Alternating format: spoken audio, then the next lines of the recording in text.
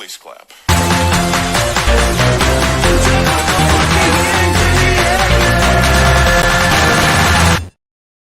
Hey everyone.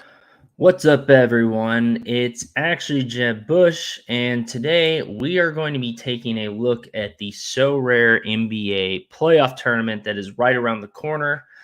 Obviously, I wanted to make a video about this, but there is a lot of information to get to, and I am pretty busy this next week or two. So I don't think I'd have the time to make a video and edit it. So I figured we just go ahead and stream this, and then you can go through it. I'll add some chapters and stuff so you can kind of skip through to what you're looking for. But I feel like this will probably be a pretty long 3-4 hours, maybe 5 hour stream. And we're just going to review what the SoRare playoff tournament is going to look like. We're going to talk about some of the strategy behind the scheduling. We're going to talk about the different contests. We're going to talk a high-level view of the playoffs, and then we're going to take a quick dive into some of the teams and just point out a couple players. That we think are a good deal that people are kind of sleeping on right now. That we want to buy before the contest start because of certain rules. So we'll get into that. Shout out to Budwin and Matthew in the chat. I appreciate you guys checking in. I know there are plenty of people competing for your eyeballs, so thanks for being here. So I'm not just talking to myself, but like I said, hopefully this stream will be helpful, and it's going to be pretty dense with information. But I'm really excited because I spent quite a bit of time going through this playoff tournament that's coming up and reviewing different teams and different strategies and stuff. And I'm really excited. I'm super excited about this tournament now. So yeah. So let's get right into it. There's some key things from the blog that we want to pull just in case you don't want to read it and you want me to explain it to you like you're five, like Matt is saying. The first thing is before the contest starts, which is on the 11th, if you buy a card and you're going like a card that obviously is going to be a player that's in the playoffs that you're going to use for these games, if you buy them before the 11th, they will get a 15% boost before it starts. Let's go ahead and find that in the blog just so we can point to it for reference sake. So as you can see here, all cards before the start of the playoffs will receive a 15% scoring bonus for the playoffs.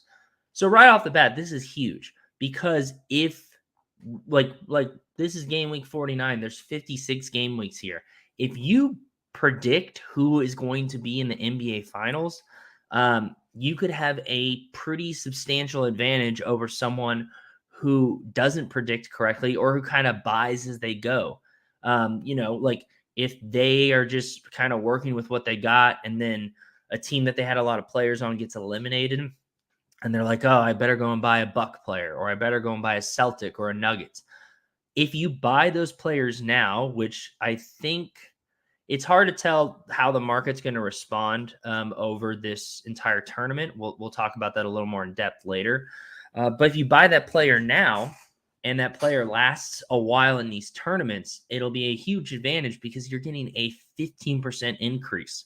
And that could be the difference between a lot of places, especially the further we go on when there are less and less players to choose from and you're really restricted by the cap that's available. So you maybe can't squeeze a Giannis, Drew, and Brook Lopez in the same lineup.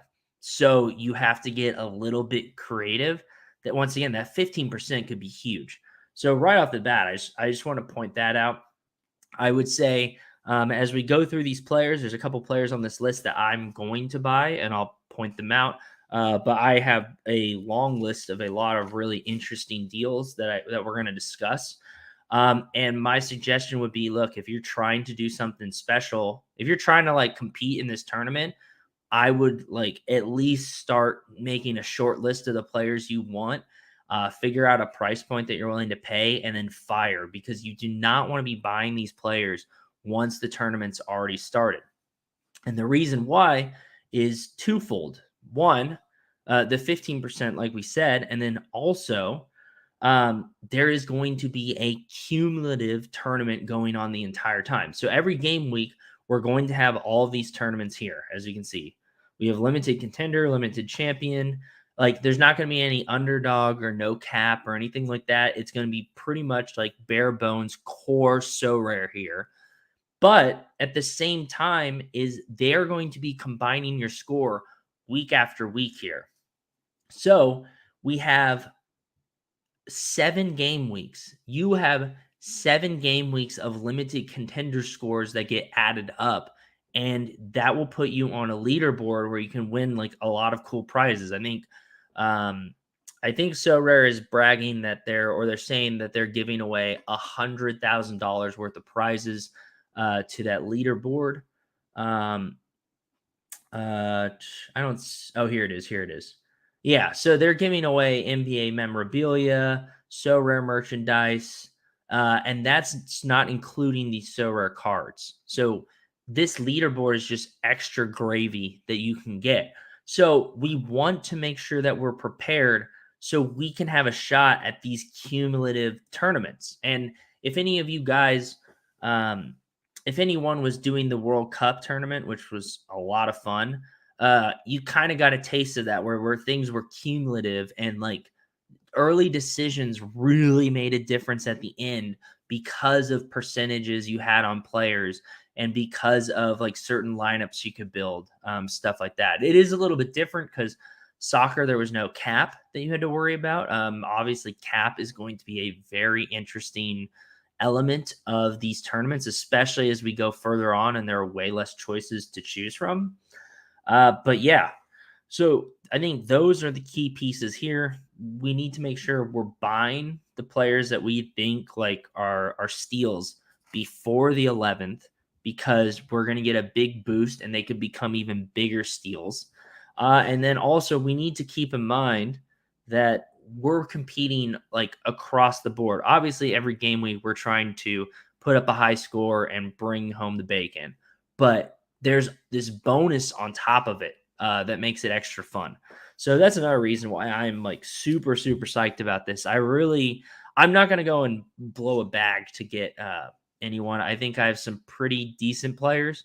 I might sell like my Drew Holiday rare and turn it into some limited cards to really flesh out what I got. But I still got to see. I'm think I'm going to win 3 or 4 cards this week, including a rare. So I'm just going to see what we have before I make any like drastic moves, like selling that Drew. But yeah, I'm very excited about this. Now, the next thing that we're going to talk about here is the meta of the whole thing.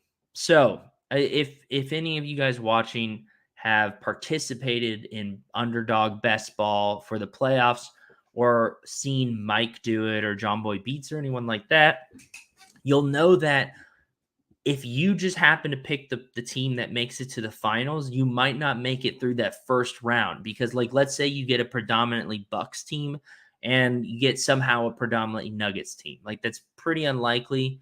But let's say both of those teams are the majority of your best ball lineup, and then both those teams sweep in the first round.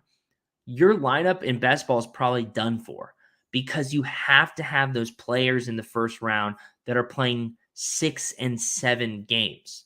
And it's not a one-to-one comparison here, obviously, because, you get to rebuild a lineup every week. You're not locking anything in. But the way that this schedule works is really, really interesting here. So game week 49 is the play-in tournament, and then the first game of all round 1 tournaments, or all 1-round matchups.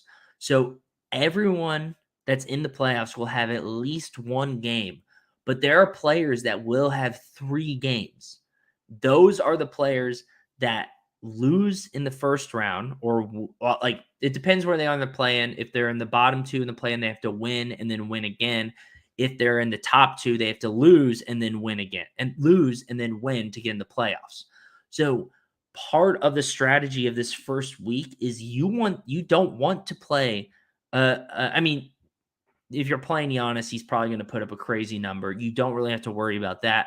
But maybe you don't want to play like a Bobby Portis. Maybe you don't want to play a Brooke Lopez or a Drew Holiday because they're only getting one game and they might not be the one to put up that monster number in order for that team to win. However, like Budawin is pointing out, the Lakers are a team that could have that could be in that situation. Let's pull up the playoff picture real quick. I meant to pull this up before it started. So let's look at this. Obviously, things could change a little bit here. This isn't set in stone. We still, I think, have 6 or 7 or 8 more games. But I do think these are the teams that I'm personally targeting. I am not interested on anyone in the Mavs who on the Western side of the Western Conference side of things are just have a chance of getting in the plan. Even if they get in the plan, I'm not really trying to stack any of those players because I don't think the team is really going to go anywhere. And Luka and Kyrie are such high usage players that buying a Josh Green or a Hardy or Bertans or whoever else, a Dwight Powell, like none of those are going to move the needle in this contest, in my opinion. Even if they do get 3 games, I think there's just way better players you can get if you don't have that Luka for MVP. And as always, we're not trying to like highlight MVPs here. And then on the Eastern Conference side of things, I don't think the Wizards are getting in. They're 2 games out. They're just not that good besides Porzingis, who is a monster. But I don't see them. I don't really see them getting in the play-in tournament either. So I think this is a pretty decent bet to make that these are the teams they're going to be looking at. You know, Brooklyn, there's a good chance Brooklyn slides into the play-in game. There's a decent chance that Golden State slides into the play-in game or the Clippers do. So it's important to keep this in mind. But ultimately, for this first game week, we want the players.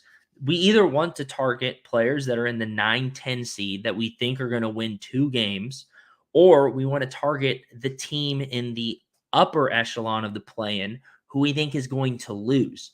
So, for example, this Atlanta-Miami matchup, I kind of think Atlanta would beat Miami, although, I mean, Miami's incredible in the playoffs. You got Jimmy Butler, all that. But if I'm making the bet that Miami's going to lose this first game, then I'm going to go ahead and pick up maybe a Jimmy Butler or a Tyler Hero, blah, blah, blah. Because that player might have 3 games in that first game week.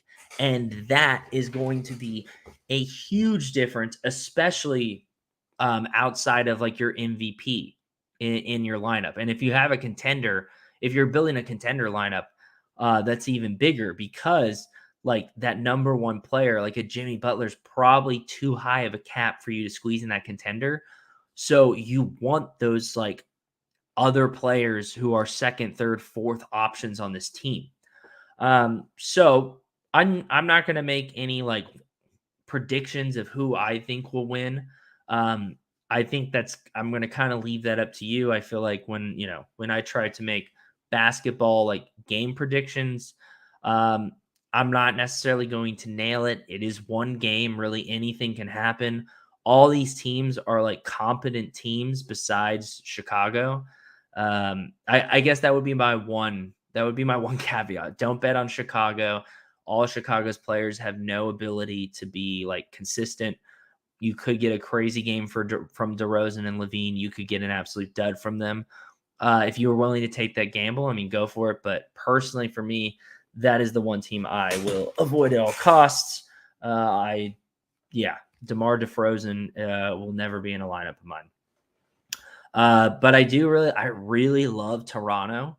And like I said, we'll point these guys out, but pulling like a Jakob Poeltl, who has like right now a low cap of like in the 30s, an OG Anunoby, like a Gary Trent Jr.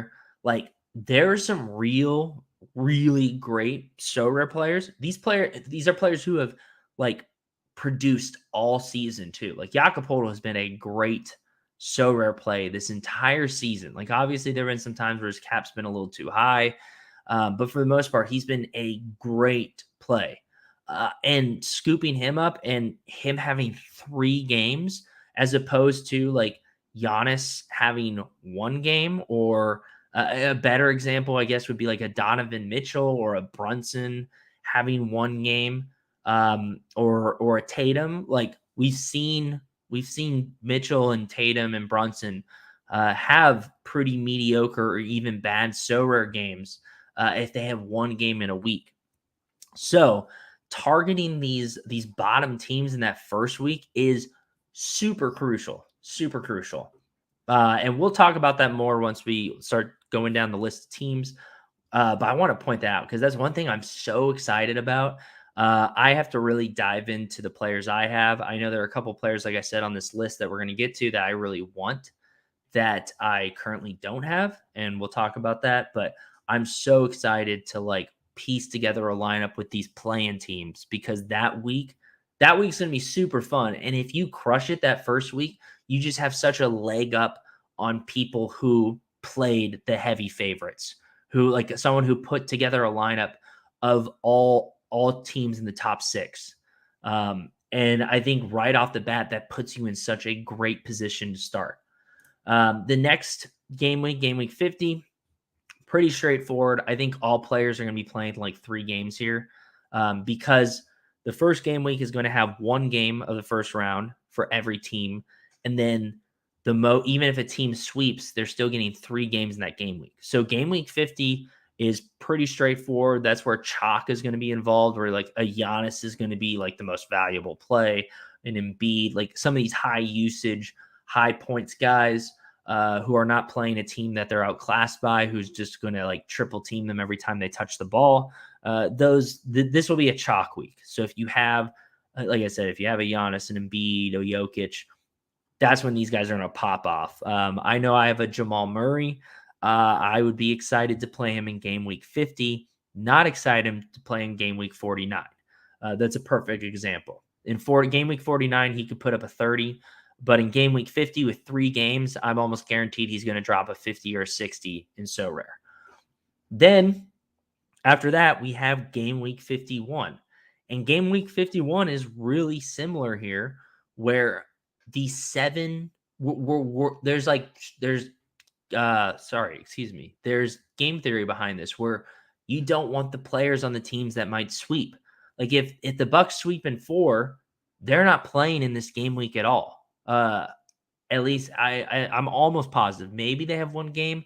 I'm pretty sure I ran the dates though, and I'm almost 1,000% positive that if a team sweeps, they will not play in game week 51.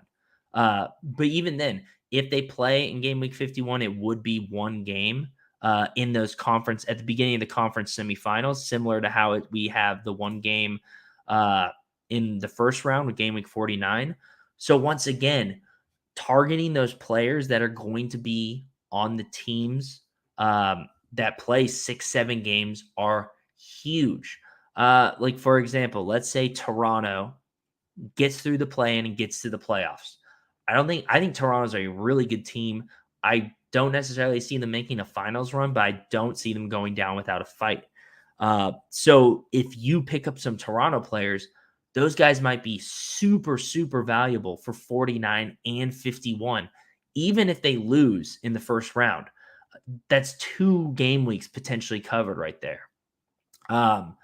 So you kind of get after that, there's kind of a pattern here. You kind of get the gist from what we've talked about.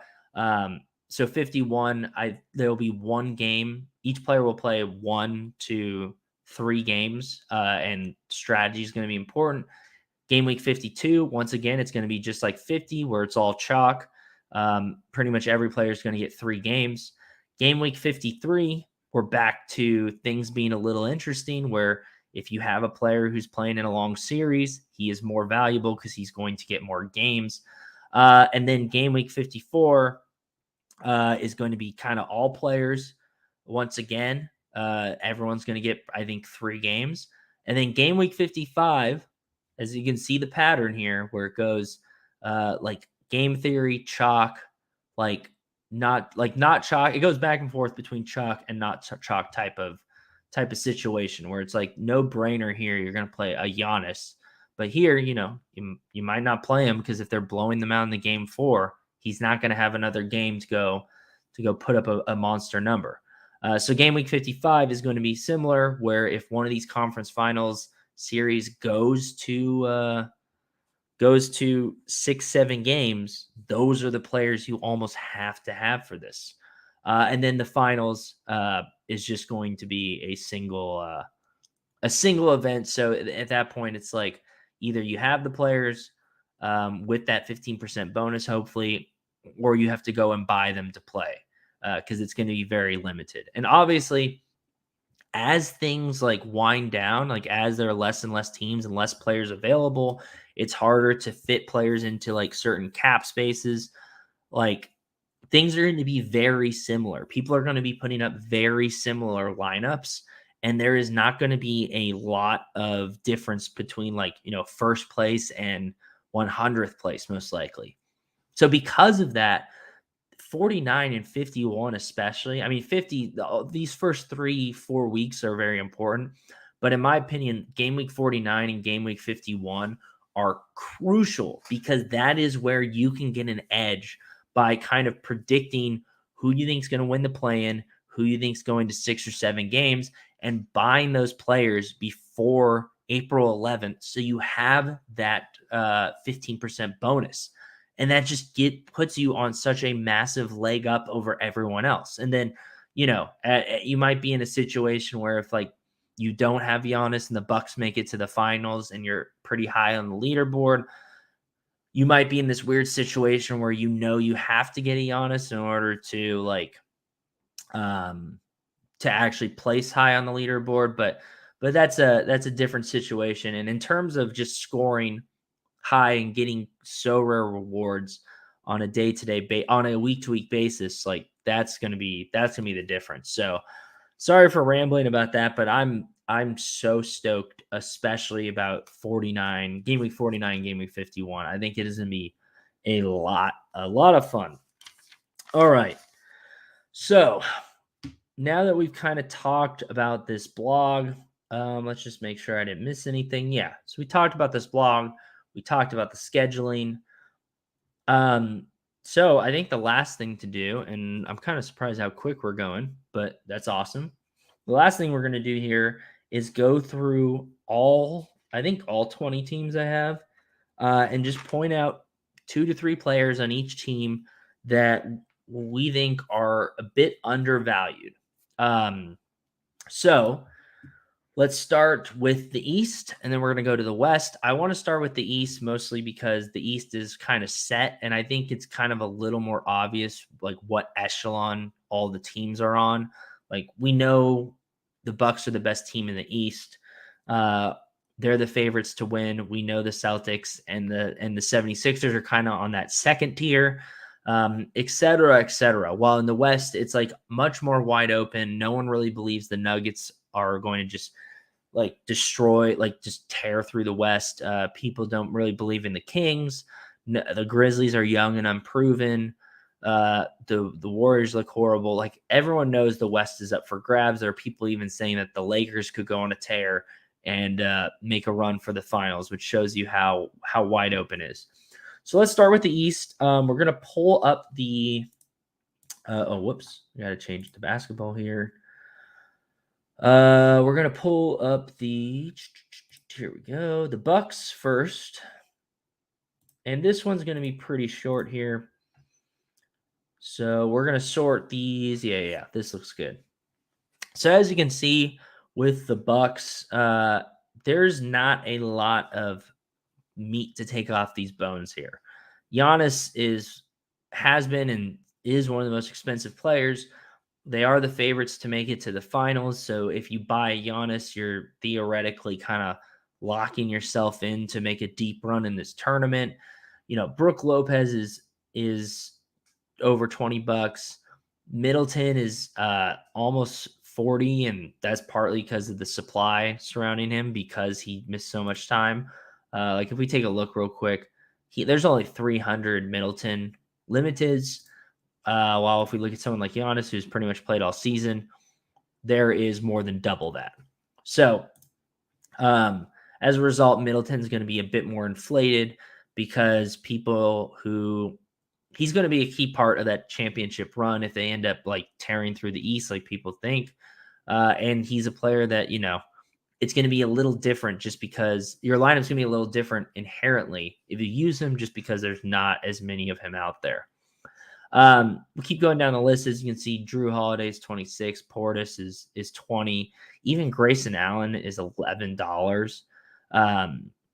So the whole point of this is there's really not a lot of players on the Bucks that I would like categorize as just steals, or just like a cheat code that that everyone's overlooking. People pretty much, as you can see, the Bucks are the favorite, and it's really reflected in the prices. Like people are not trying to sell their Bucks. People are going and buying Bucks. If we look at someone like a Drew Holiday, and I know he had like a really good game, so that will skew things a little bit. But we can just go ahead and like expand this view. And we can see that since the beginning of this month, we've kind of seen a slow uptick with him. Let's move this to March just so that way we can really see how this looks.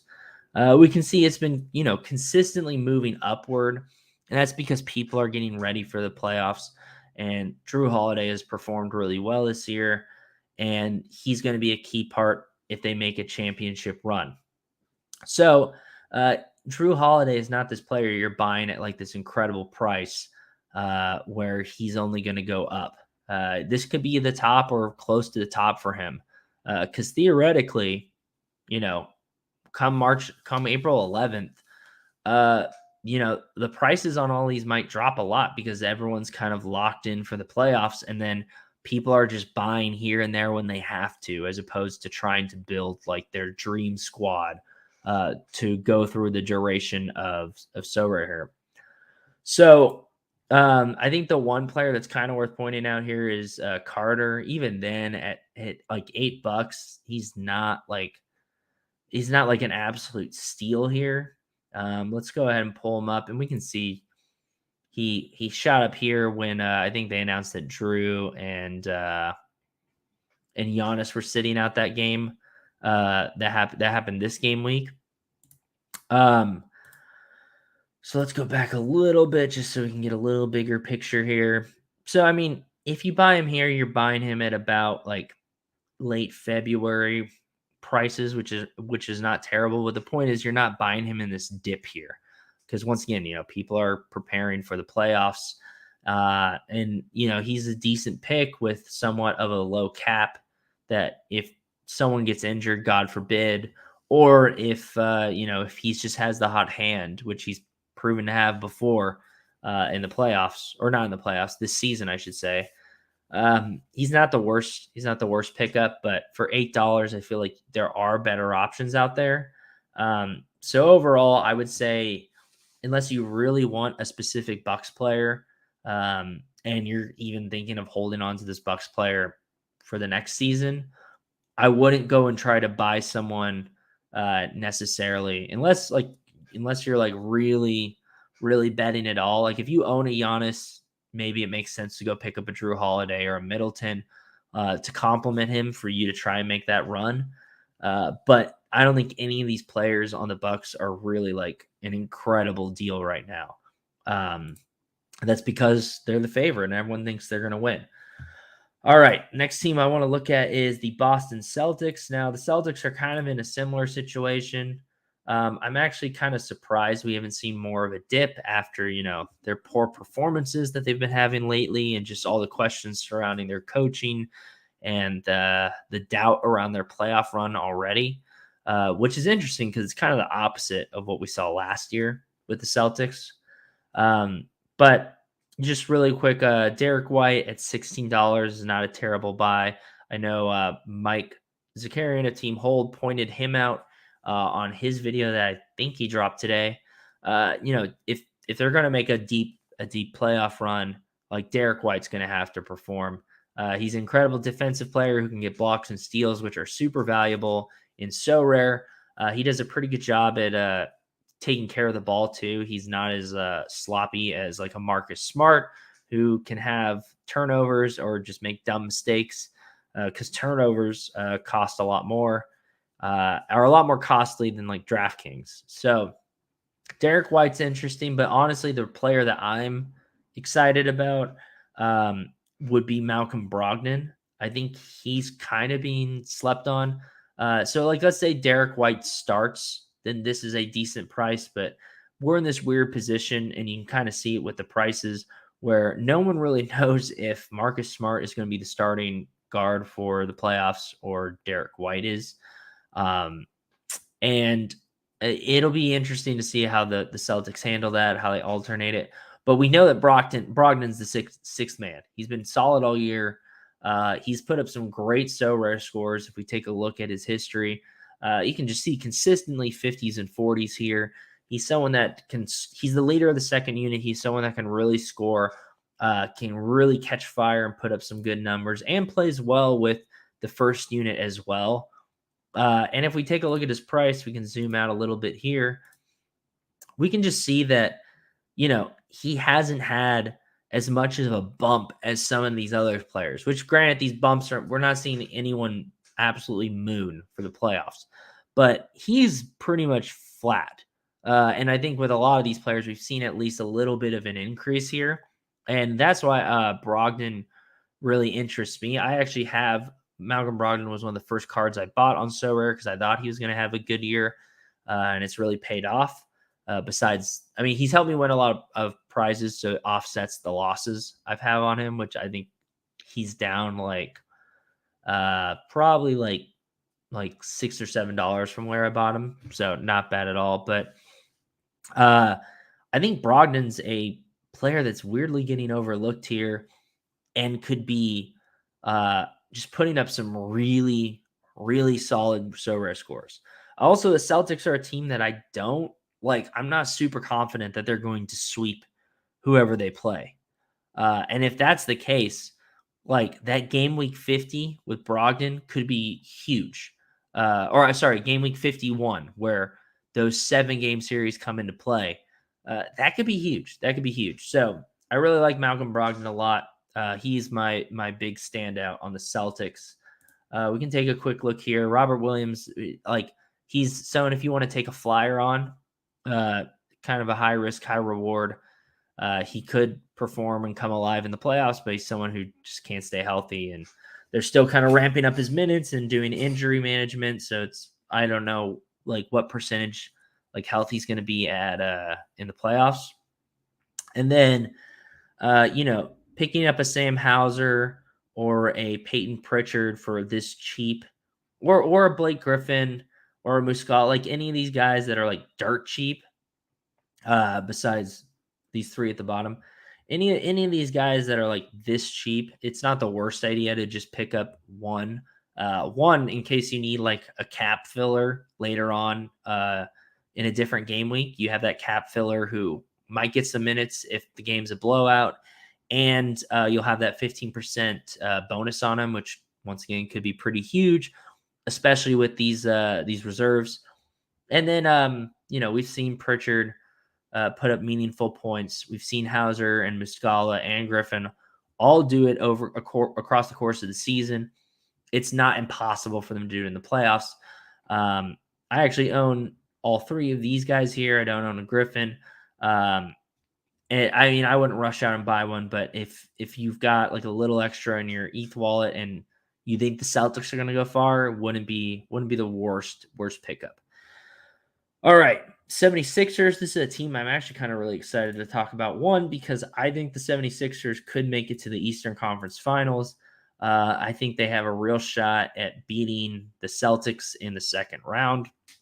And then on top of that, they're in a really, really interesting position in terms of pricing. Right here, their big three, the immediate person that stands out here is Harden. Joel Embiid's going for almost $200, but Harden is going for under 50. I think that's kind of crazy, just considering how good of a year Harden has had, how much production he's had, how crucial he is to the 76ers success. Like, the ball's going through him. It's not going through Embiid. And yeah, Embiid's probably going to put up the higher numbers. He's going to get the most usage. He's like MVP. He's the number one MVP candidate, number one player on the 76ers. This is all true. But a good example of just how wonky these prices kind of are is we look at Maxey here going for 30. And as you can see, he kind of like, based on his projection for this week, based on his cap, it makes sense that he's the third most expensive player on the 76ers. But we can see that Harden and Embiid are projected to score the same this week. They have very similar caps. And like I said, like it's a 1A, 1B. Yes, Embiid's the number one guy, but everything's going through Harden. Harden's going to rack up assists. Harden's going to get a steal or two. Harden's going to get boards because he can get a triple-double. Like, there's just a lot of outs for James Harden. And if there is ever a year for James Harden to like prove himself and like finally perform in the playoffs, like this is the year.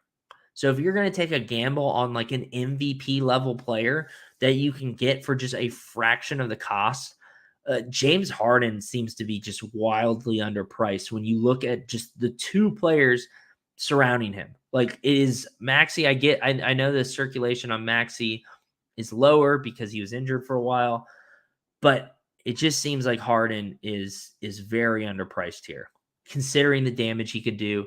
Considering I don't see the 76ers sweeping anyone personally, definitely not in the second round. So I think James Harden is such an interesting pick. We got Tobias Harris here. This one's a little more of a flyer. His price is pretty low, which is why I kind of put him on this list. Like, that is an attractive price considering the ceiling that we know he has. But he's Tobias Harris. He's kind of a bit of an underachiever. He gets paid way too much to do too little. I have a Tobias Harris from, I think he was actually the very first SoRare card I bought.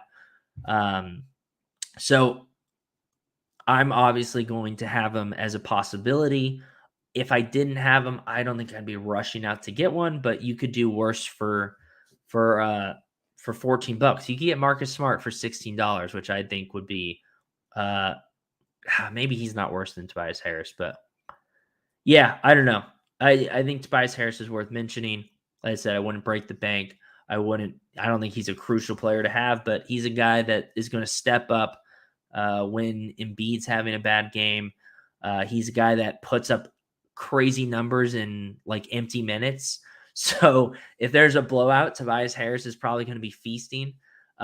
He's an interesting one. I thought he was worth pointing out. And then we have finally D'Anthony Melton here.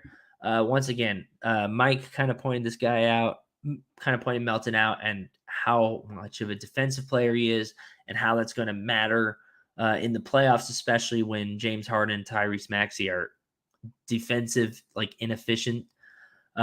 So you have a guy that's probably going to get a bump in minutes. He can get blocks and steals, which are super valuable and SoRare. Those steals are going to lead to an assist or a dunk, which, those points pile up very quickly. It's why a player like Mikal Bridges is so valuable. So I really like D'Anthony Melton. I would buy him 1,000% over Tobias Harris. He's on my short list. I think there's a good chance I purchase one of his cards before April 11th. I think that's a pretty good deal considering, once again, we think that the 76ers at least go to the second round, maybe get to the Eastern Conference Finals. And then on top of that, once again, I personally don't think the 76ers are sweeping anyone. And that makes these guys even more valuable for, game weeks 51 and 53, which are going to be the difference makers in these leaderboards, because anyone can play chalk and put up a high score when all the best players are playing 3 games a week. What's going to matter is how you play those more game theory type of weeks here. So DeAnthony Melton is probably the number one buy on the 76ers. In my opinion, unless you feel like you really need an MVP, then getting the beard, I think, is a very interesting play, kind of a high risk, high reward, and he's definitely underpriced considering the context of the 76ers and their other players. Okay, the next one is the Cavs, and I think the Cavs are really, really fun here. So let's go ahead and pull those up. All right, the Cleveland Cavaliers. Now, we just talked about how James Harden at $50 for your MVP is undervalued. But James Harden, like we said, he's the 1B or the number 2 on the 76ers. Donovan Mitchell here is the number 1 option. He put up a score of I think exactly 100 on SoRare this year.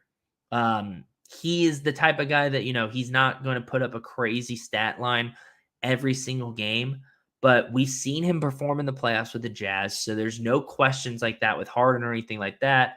Like Harden, we're hoping he does. Donovan Mitchell, we know he has, and everything's pointing to him having a huge playoff seat, like a playoff run this year.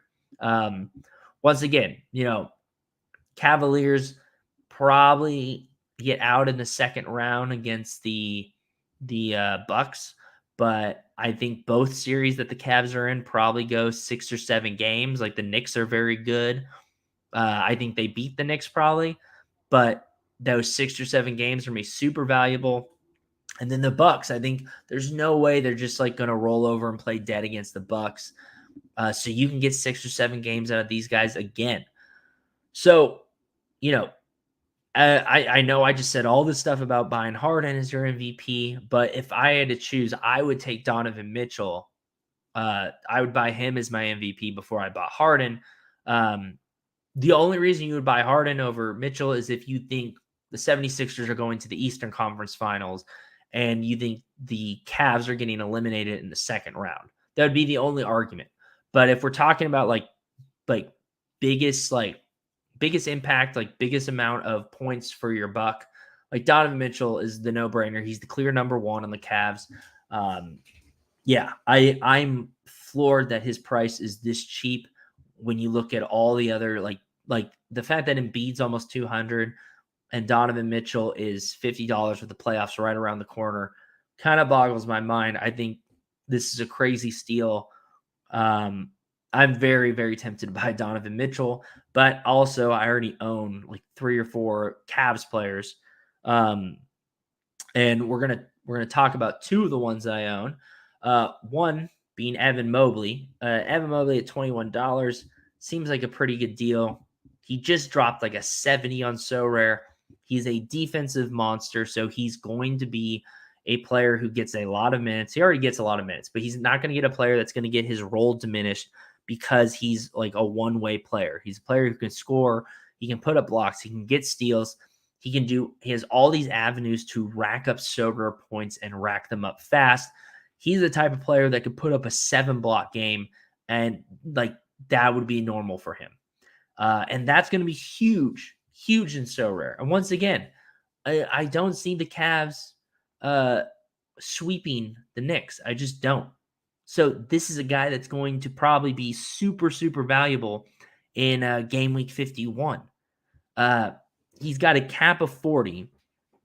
So he's almost, if you compare him to Mitchell, he is basically like, I guess this is almost the reverse of Embiid and Harden, where Embiid, the big man, is the 1A, Harden's the 1B. You can make the case that Mobley's the 1B of the Cavs, and you can get him for $20 compared to the 1A who's 50. Like that is an incredible deal. I mean, I'm a huge Mobley fan. I bought his card pretty early because I knew he was going to have an incredible year and put up some incredible scores. He's definitely helped me win some prizes. And I think he'll continue to do so in the playoffs. There's no way I'm selling him. he will definitely be in some of my lineups. I'm very excited to play Cavs players, at least in these first couple of game weeks. Darius Garland, I do own him. He's not on my list here. I just want to mention him really quick because, he is a guy that he has a lot of ways to get points again. Has incredible handles, has incredible hands, I should say, can get a lot of steals, can put up 20 assists when he has all these guys to outlet to. Like if Donovan Mitchell is starting to score, the person feeding him is Darius Garland. So I think Darius Garland's great. 21's a little steep when you could go ahead and go and get Mobley instead. I would 1,000% get him. But, I happen to have Garland. I just thought he was worth mentioning because he is an all-star caliber player that's on this team. And then Jared Allen. Once again, I know Jared Allen is a little less sexy when you compare him to Mobley. I know Mobley's like the really exciting one that everyone's super excited about, but let's not forget Jared Allen was an all-star last year. Jared Allen just had a game where he dropped I want to say he dropped something like a 60 or 70. Let's take a look. Yeah, he dropped a 57 very recently. If we take a look here, we can see he had 3 blocks. He had 14 rebounds, 24 points. I mean, that's the type of game that Jared Allen is capable of giving you every night. The one problem is, he's handy. He's kind of handcuffed by so much talent surrounding him. Like, that's the one problem between him and Mobley is they're both so good that they kind of keep each other from putting up monster stat lines, even though like them together is obviously what's going to win you games. So, but for $15, a guy who has, once again, that high ceiling is probably going to be playing like 6-7 game series for the first 2 rounds at the very least. I think Jared Allen is a great pickup as well. And then finally, the last guy I want to highlight is Dean Wade here. The only reason I want to highlight him is because he's so ridiculously cheap. I think I own one. Let me check. Yeah, so I own one. I'm pretty sure I got him as a reward. I might go and pick up another one simply because, once again, at 72 cents, like this is one of the cheapest cards you can get on SoRare right now. And one of the main reasons this guy is so cheap is just because he has been injured. He just hasn't played consistently or a ton. But that being said, this is the guy that was kind of supposed to fill the Kevin Love role. Like this is the guy that's supposed to be the forward that can stretch the court, that can shoot the 3, stuff like that. I swear he had like 1 or 2. Yeah. So like if we look even this season, as you can see, hasn't played a lot because of injuries, stuff like that, but he has put up a 31, high 20s. So this is a player that, he's going to, he has that ceiling potential. And for like under $1, why not? Like he could be a cap filler in that week 51 or even week 53, where the 7 game series guys might get 3 games. This might be a difference maker. Someone that you can fit into your lineup that might actually get some minutes, some play time, and put up like a decent scoring line. So Dean Wade is on my list. He wouldn't be on my list if he was even a couple dollars higher, but because he's so ridiculously cheap, I feel like owning a Dean Wade, like there's no risk. Like if he doesn't get minutes, like you're not going to play him in game week 50. Most likely there's way better options, and you can see how he fits into the Cavaliers lineup. And, if they don't play him at all, then you lost 3 quarters. I think that's worth the risk in my opinion. Like I said, I probably will buy at least one more Dean Wade just so I have that 15% tagged on. But yeah, I think he's great. Okay, the next team, as we're going down the rankings, is the Knicks. And now the Knicks are in a similar situation. While I personally think the Knicks will lose in the first round to the Cavs in 6 or 7, it wouldn't absolutely I don't think it's impossible that the Knicks don't win in the first round and lose in the second round in 6 or 7. It's kind of the reason why they're both the 4 and the 5 seed. And I do think it's close is because like they're both very good teams. I think they both are capable of putting up a fight and putting up some like incredible scoring and like playing some incredible stretches of basketball. Uh, so I think some of these players like have some serious value here. So the first one right here is, and I'm kind of floored that this guy is so cheap, is like, once again, we went from Harden and we're like, wow, what a deal. And then we went to Mitchell and we're like, this is an even better deal. Mobley, that's an even better deal. And Brunson is in that Mobley category of just like, holy cow, why is the number one guy, arguably the number one guy, and at least for the next 2 weeks, the number one guy on the Knicks since Randall's injured? Why is this guy going for $20 when he is a guy that can drop a 60 or 70 on SoRare and is going to be leading the charge against the Cavaliers? Now, I guess you could argue that the Cavaliers are absolutely going to smother him. You're going to have a Coro thrown at him. You have Mobley and Jared Allen who are going to clog up the paint. Darius Garland's probably going to get a steal or two from him. Even though he's not a great defender, he's still, like I said, has pretty quick hands. But I think Brunson is such a slam dunk to have for, once again, game week 51 and maybe 53, but at the very least, game week 51. He's a player that I think is worth having next year too. Like, he's not going anywhere. Personally, I think he was an all-star this year, even though they didn't give him the nod.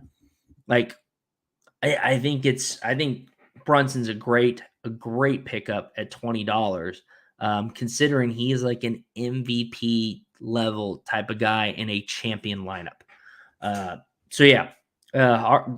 Brunson's the number one there. I have Randall on my list here too. Now, I made this list before Randall got injured, but even then at $30, it goes back to the discussion of Randall kind of being the 1B to Brunson, or you could even argue that Randall's the 1A and Brunson's the 1B. But $30 for a guy that at the very least is going to, like, could be interesting game week 51. Not terrible. I guess the big argument once again is Mobley and Jared Allen will probably put this man in living hell for 7 games if that's how long the series goes. But I mean, he's a good player who has a lot of outlets on how to put up a high score in SoRare. So I would consider him if you're looking for an MVP caliber player. I think the point overall is that there is a lot of really good players to build a lineup with, at least in these early game weeks. There is a lot of really good deals. And you could argue like, oh yeah, the reason no one wants to buy them or the reason you shouldn't buy them is because, Jalen Brunson might not be worth playing, or you might not be able to play him from game week 52 on, which is fair.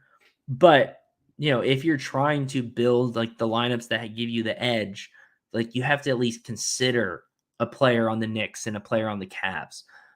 So if you're not picking up Brunson, who you should be picking up, and a player that I 1,000% am going to buy that I don't own yet is Josh Hart. Josh Hart at $8 is just an absolute steal. The fact that he is lower than Quickly, and I know Quickly's up because Brunson's been hurt, blah, blah, blah. But the fact that he's a lower price than RJ Barrett kind of is bonkers to me. Josh Hart, like, he's once again a player that plays defense, a player that's getting there's a lot of ways this man can get SoRare points on the board. And that is super important in the playoffs when scoring, like pure scores, aren't just going to automatically be scoring. Someone like an RJ Barrett isn't going to get as many open looks as he does in the regular season. So a player that can get steals, a player that can get assists, get offensive rebounds, get blocks, those are the players you want to target. Josh Hart, I think Josh Hart is like almost like basically a must own. I just feel like there's going to be, it wouldn't shock me if in game week 51, Josh Hart is in like 5 of the 10 top, or 5 of the top 10 lineups in like the limited contender or something like that. I just think he has that pretty high ceiling for SoRare. He's a player who should get a lot of playing time in the playoffs. He's best friends with Jalen Brunson, and if Jalen Brunson wants you to play, you're gonna play. Yeah, I think Josh Hart is borderline a must own, considering he's only $8. I will be buying one after this stream for sure. Okay, the next team is the Nets, and now we're reaching the point where the Nets could slip into the play-in here, which on one hand makes them more interesting because if you get a Mikal Bridges and he loses in the first playing game and wins in the second one, suddenly having Mikal Bridges for 3 games is, incredible. But at the same time, they could lose very easily in the playing game, or just get swept by the 76ers. I know I just said I don't think the 76ers will sweep. I don't, but it is possible. So I think the Nets are super interesting for a lot of reasons. This is a team that if there's a player on this team that you're interested in, I would definitely recommend just kind of watching the prices and seeing if you can pick someone up on a dip, because there is a little bit more risk here. Really quick, the players I have on my list here are Mikal Bridges at $20. This guy can put up a very high SoRare number. He's like kind of the epitome of who you want on your SoRare lineup, in the sense like this guy can get 6 steals and 3 blocks. Like it's very doable for him, and he can put up like a pretty impressive amount of points, assists, rebounds. Like this man, Mikal Bridges, does it all. And now that he's the number 1 on the Nets, I think he's one of the most slept on players in SoRare right now. So, at $20, he's super interesting. And if the Nets fall into the play-in, which I think is very possible, he's extremely interesting for at least game week 49. And then we have Nick Claxton, $12. I think that's a pretty good deal. Once again, this guy's a block machine. Oh, what's up, Jay Blaze? Thanks for hopping in. Yeah, Nick Claxton is a block machine. This is a guy that could put up theoretically a 5-6 block game, which could be huge. Once again, if they fall into that play-in game, the Nets become super, super fun for game week 49.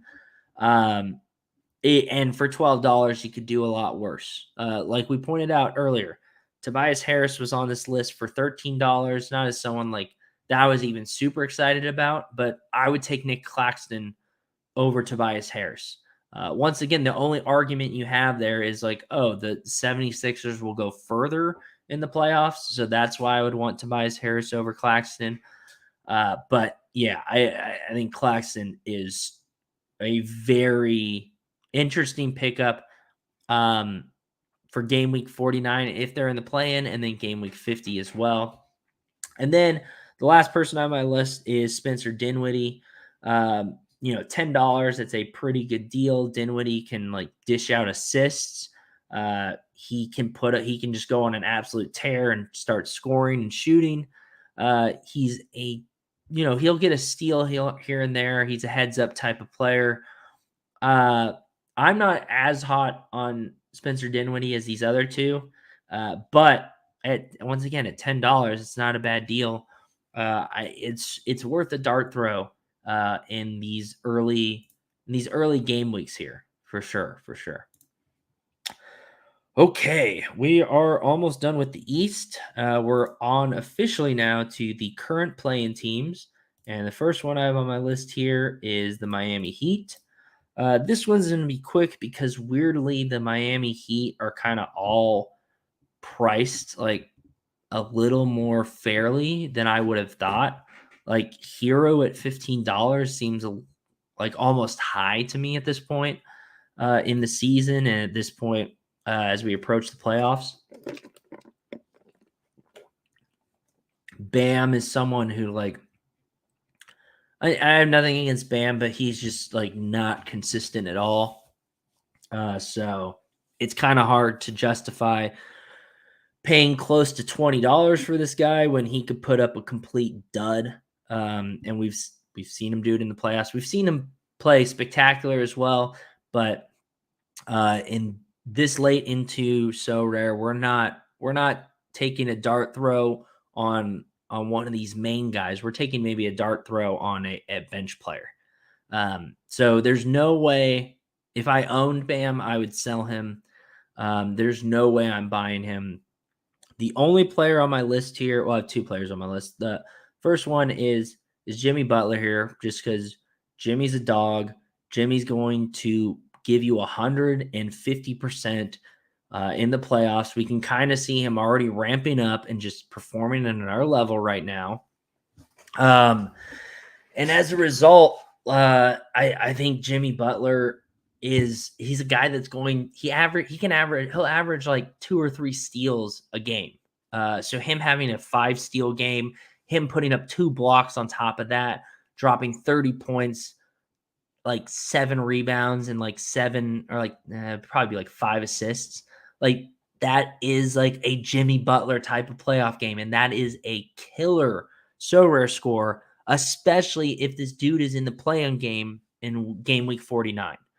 So once again, I'm not super hot on any of the Heat here, but Jimmy Butler, once again, he's an MVP type of caliber player, and he's only $20. Obviously the argument is they're probably not making out of the first round, so this is a guy that's going to maybe get you through game week 51, which is just for those first 3 game weeks.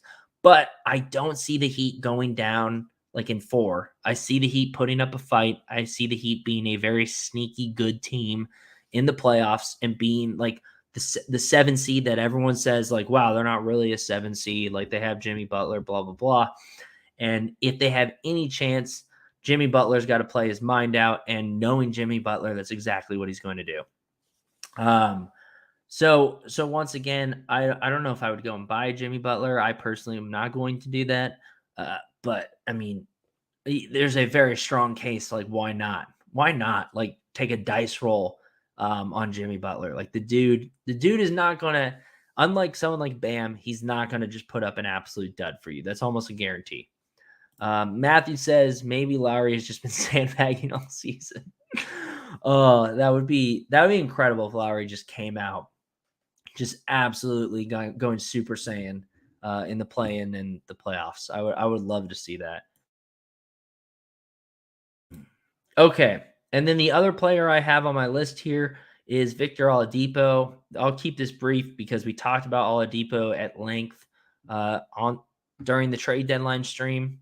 And basically what I said then applies now. I said, hey, if the Heat have any chance on going on any type of playoff run, Victor Oladipo is going to have to be a key player who puts up meaningful minutes in like a playoff series. And since then, I mean, his price hasn't gone down that much. So I bought 2 of his limiteds. His price hasn't like absolutely cratered, partly because I mean, I think it was at like $4 before. But Oladipo is that guy. Like, I think his cap might drop even a little bit more by the time we get to the playoffs, and he might be one of those flyers you take where you're like, hey, game week 49, this guy might fit into my lineup and might do some damage. Game week 50 or more like probably 51, I have a little bit of cap space. I have to put some sort of bench player in. Oladipo at $3 just seems like a pretty, or $5 now. My bad. He seemed to have gone up. Oladipo at $5 still. I think that's a pretty decent deal considering the potential ceiling he has. And let's pull him up real quick because I just want to look at his. Scores because we can see been relatively healthy throughout this season. Obviously, he's missed time because he's still coming back from this major injury, but we're seeing a lot of low 30s. We have this 48, which kind of shows you where his ceiling is, but if Oladipo is dropping 30 plus on SoRare, I think that's a huge, huge W, especially if you're playing him game week 49 and he gets 2 playing games plus that round 1 game. So I really like Oladipo considering where he's sitting. Next, we're going to talk about the Hawks. Now, we've talked a lot about the Hawks throughout this year. One, because alphabetically they're the first team, so I made my first SoRare steals about them. Two, because there was a lot of trade rumors surrounding them, so we talked a lot, very in depth about them then as well. And just because there's been a lot of drama surrounding them and a lot of uncertainty. So we've talked about the Hawks ad nauseum, so I'm going to keep it very short and sweet here. If you know how I feel about the Hawks, you know that I think Okongwu here is the obvious steal, sitting at $6. I know Clint Capella has actually been very healthy this year since he came back from his injury, which is not what I would have bet on. But he still is a player who has injury problems, and he's a little bit older. He's a little bit heavier. He is the type of guy that can twist an ankle or mess up a knee, and obviously we don't want that to happen. We all want the playoffs, especially, to be injury free because those are the best games to watch. But realistically, there's a chance Capella gets injured, or there's a chance he gets played off the court. Capella, there are centers nowadays who can stretch the court. Capella's a little bit slow. I personally, I'm not betting on this. But as someone who has a lot of Okongwus, I think I have 4. Yeah, I own 4 Okongwus, and I'm tempted to buy a 5th, but I'm not going to. But as someone who owns 4 Okongwus, and who has seen, sorry, I should have kept him up. If we look at his scores, we can see just the potential he's had, even being the backup here, putting up a 38, putting up this 43 here. He is a player that can put up, a 3-block, 2-block, 2-steal type of game pretty easily. Okongwu can put up a 6-block game, no problem. So, if you don't own an Okongwu, I think scooping him up for $5-6 is a kind of decent deal. Just as an insurance policy that could really pay dividends if either Clint Capella gets played off the court or there's some sort of injury to him or to Collins. I just think he's someone worth watching. But if you've been following actually Jeb Bush SoRare strategy guide, you probably already own one, so you're probably good to go. All right. The last team we're going to talk about, and this is actually one of the teams I'm weirdly the most excited about in SoRare, or not in SoRare, but in this playoff tournament, is the Toronto Raptors. So the Toronto Raptors are almost for sure going to be in the playing game. A lot of people think kind of counting them out. But I think the Toronto Raptors have a slight chance at pulling an upset. If the Toronto Raptors get that 7 seed instead of the 8 seed, I think there's a slight chance they upset the Celtics. I know it's blasphemy, but I think they're good. They have the pieces. They have a very good starting 5 and have some bench depth. And it seems like lately they've been able to kind of pull it all together more. So with that being said, at the very least, I think Raptors are just great plays for game week 49 because I personally think they're definitely making it to the playoffs, and I think they'll probably have to win 2 games to do it. Well, no.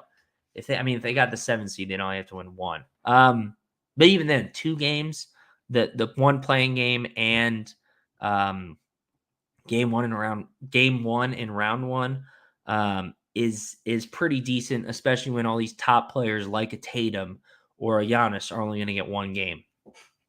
So the players I have on my list here, I have quite a few. Number one, Jakob Poeltl, my go-to guy this entire season. He's sitting at below $10, and when I first did my research, he was sitting at $8. So I think people are kind of buying him up a little bit, partly because his cap is dipped. It was over 40, or it was like 38, I think, and now it's 35. But I mean, Jakob Poeltl is a guy. Once again, you're looking for these guys that can do just multiple, have all these ways of scoring SoRare points. If you look at his scores, I mean, look at that. Even after getting traded to the Raptors, when everyone thought like, oh, he's going to take a lesser role, he's going to have less usage than he did on the Spurs. He's going to put up like lower scores on SoRare. He's actually done better. Not like much better. He's basically kind of performing around the same level as when he was on the Spurs, but he's done better. Look at 61, 59, 59. I mean, what a ceiling. What a ceiling for a guy that's $8 and is not going to be your MVP. I think Jakob Poeltl, if the Raptors have any chance, he's going to play incredible in the playoffs. As you know, like I said, I've been high on him literally since before the season started, or before the SoRare season started. He's one of the first purchases I made, and I've been banging this drum all year because we knew he was going to get traded almost for sure, and he did. But I think Jakob Poeltl is such a great play. Like I think borderline, like we talked about with Josh Hart, I think borderline Jakob Poeltl is a must play in game week 49. Granted, we'll have to see where his cap is and all that stuff when it actually starts, but it really would not surprise me if Jakob Poeltl is basically like a must play the first week of this playoff tournament. So yeah, I really like Jakob Poeltl and at $8. Like, holy cow. Can't do much better than that. Let's see who else is on my list. Got too excited there about Poeltl. And yeah, sorry. I know it's Poeltl. I've just heard Jakob Poeltl so much. All right. Fred VanVleet, $15. MVP level player. Once again, maybe this is like just a game week 49 type of play where you throw him in and he's going to get those 3 games and he'll probably perform super well in game week 50. And if they get that 7 seed, probably could be really good in game week 51 as well. Just kind of crazy to have a player that's like an MVP level player in a champion lineup that could get you through 2 or 3 game weeks in this playoff tournament, sitting at $15. When once again, I'll keep going back to it. The fact that Tobias Harris is basically that same price when there is no guarantee really what he's going to do, kind of blows my mind.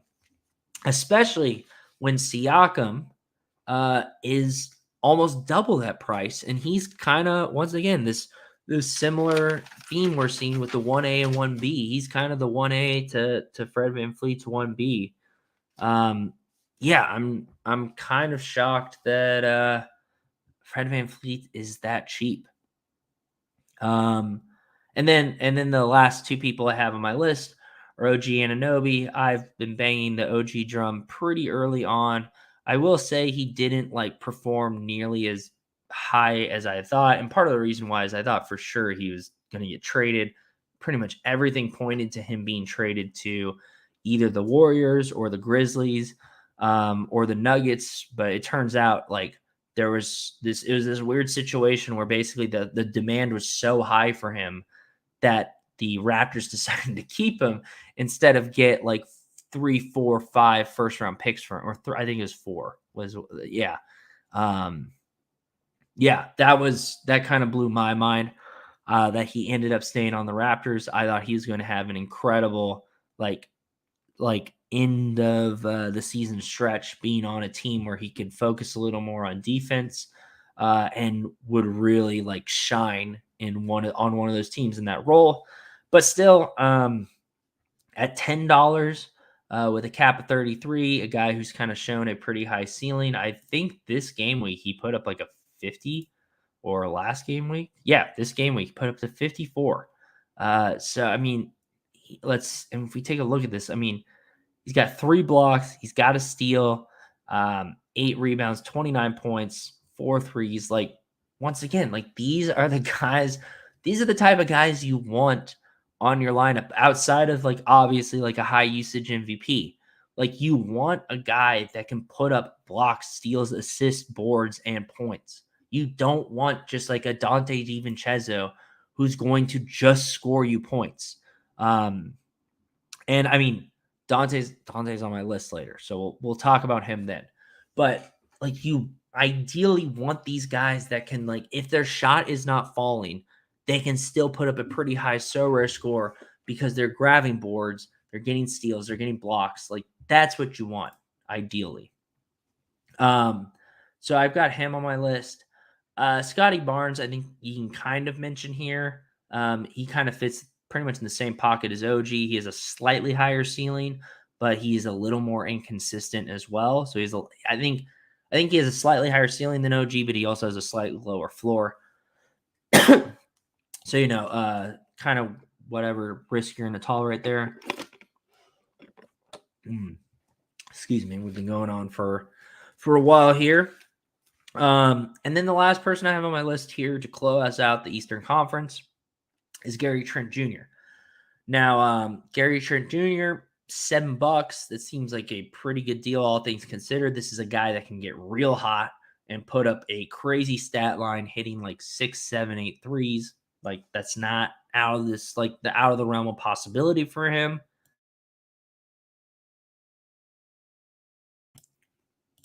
Excuse me. A little bit of a dry throat here, but we're going to keep pushing. But yeah, he's a guy that can really get like just crazy hot. He plays good enough defense where he can get some steals, he can get in some passing lanes.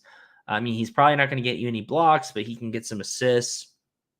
Yeah, I mean, Gary Trent Jr.'s. I'm not like over the moon about this guy. For transparency reasons, I own all 4 of these guys here.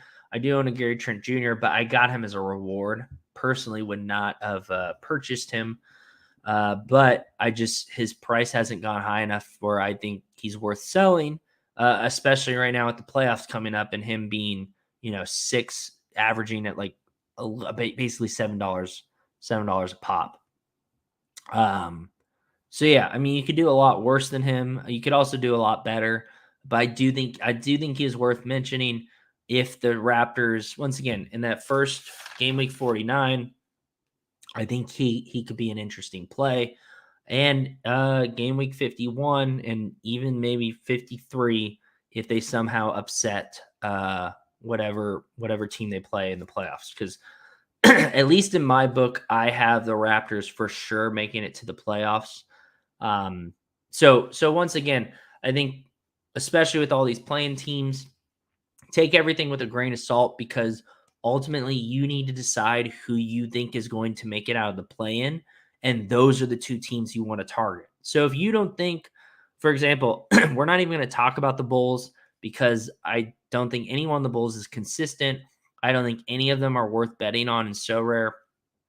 This whole season, I've said that the whole time.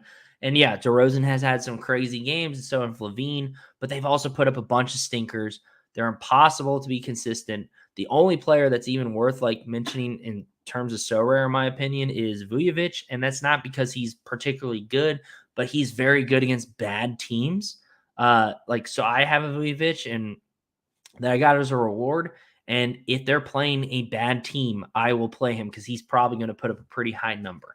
But we're not even really talking about the Bulls because I don't think they have a shot at getting out of the play-in.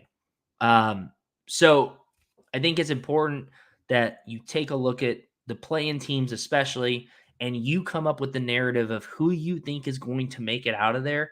And those are the players you're trying to get for game week 49. And then we're just going to repeat that.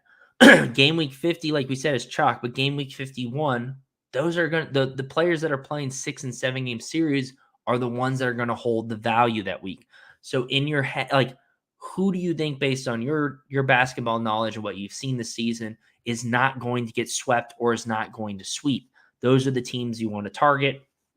In my opinion, I think the Raptors are for sure getting out of the play-in, and I think they will push a team to 6 or 7 games, if not pull an upset if they're the 7th seed. So I personally am very bullish on having a Jakob Poeltl, a Scotty Barnes, or an OG, or just any, or a Fred VanVleet at $15, or even a Gary Trent Jr.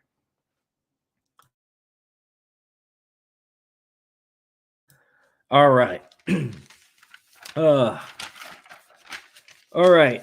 So the good news is we are moving at a pretty quick pace here. We're on to the Western Conference, and then we're kind of actually done. So we have 10 more teams to talk about. I originally thought this stream was going to be like, I don't know, 3, 4, 5 hours. I think we're going to get this in under 3. This is going to be like a solid 2.5 hour stream. So yeah, thanks to everyone who's been watching. Thanks to everyone who's been like leaving comments in the chat. If you have any questions, just feel free to throw them in and we'll answer them as we go. But I hope you guys are finding some value in this, or if you're watching this back, I hope you're finding some value in this as well. I think it's just important, at the very least, even if you disagree with all of my takes, I think at the very least it's super important to start really like wrapping your head around how the playoff tournaments are going to work, how the cumulative tournament is going to work, and how the schedule is going to work in terms of game weeks and in terms of how teams and players get like a certain amount of games, because that is going to make the difference. That's going to make a huge difference on that leaderboard for sure. And I mean, on the week-to-week competitions in themselves, that'll make a big difference as well. And we want to, once again, if you can completely disagree with everything I'm saying in terms of players to target or players that you think are a good deal, but you want to find those players that you think are a good deal and scoop them up before the 11th, because that 15% bonus is going to be crucial. All right, let's get back to it. We're now talking in the Western Conference here, and we're going to start at the top with the Denver Nuggets. Okay, so similar to the Bucks, I think we're going to see a similar pattern here as we work our way down to some degree. But similar to the Bucks, the Nuggets prices are kind of all baked in here. Like Jokic sitting at 220. One of the most expensive MVPs out there, because people think the Nuggets are going to make a run. Jamal Murray sitting at $25. Not in it like a super crazy bad deal, but it's definitely not like a steal either.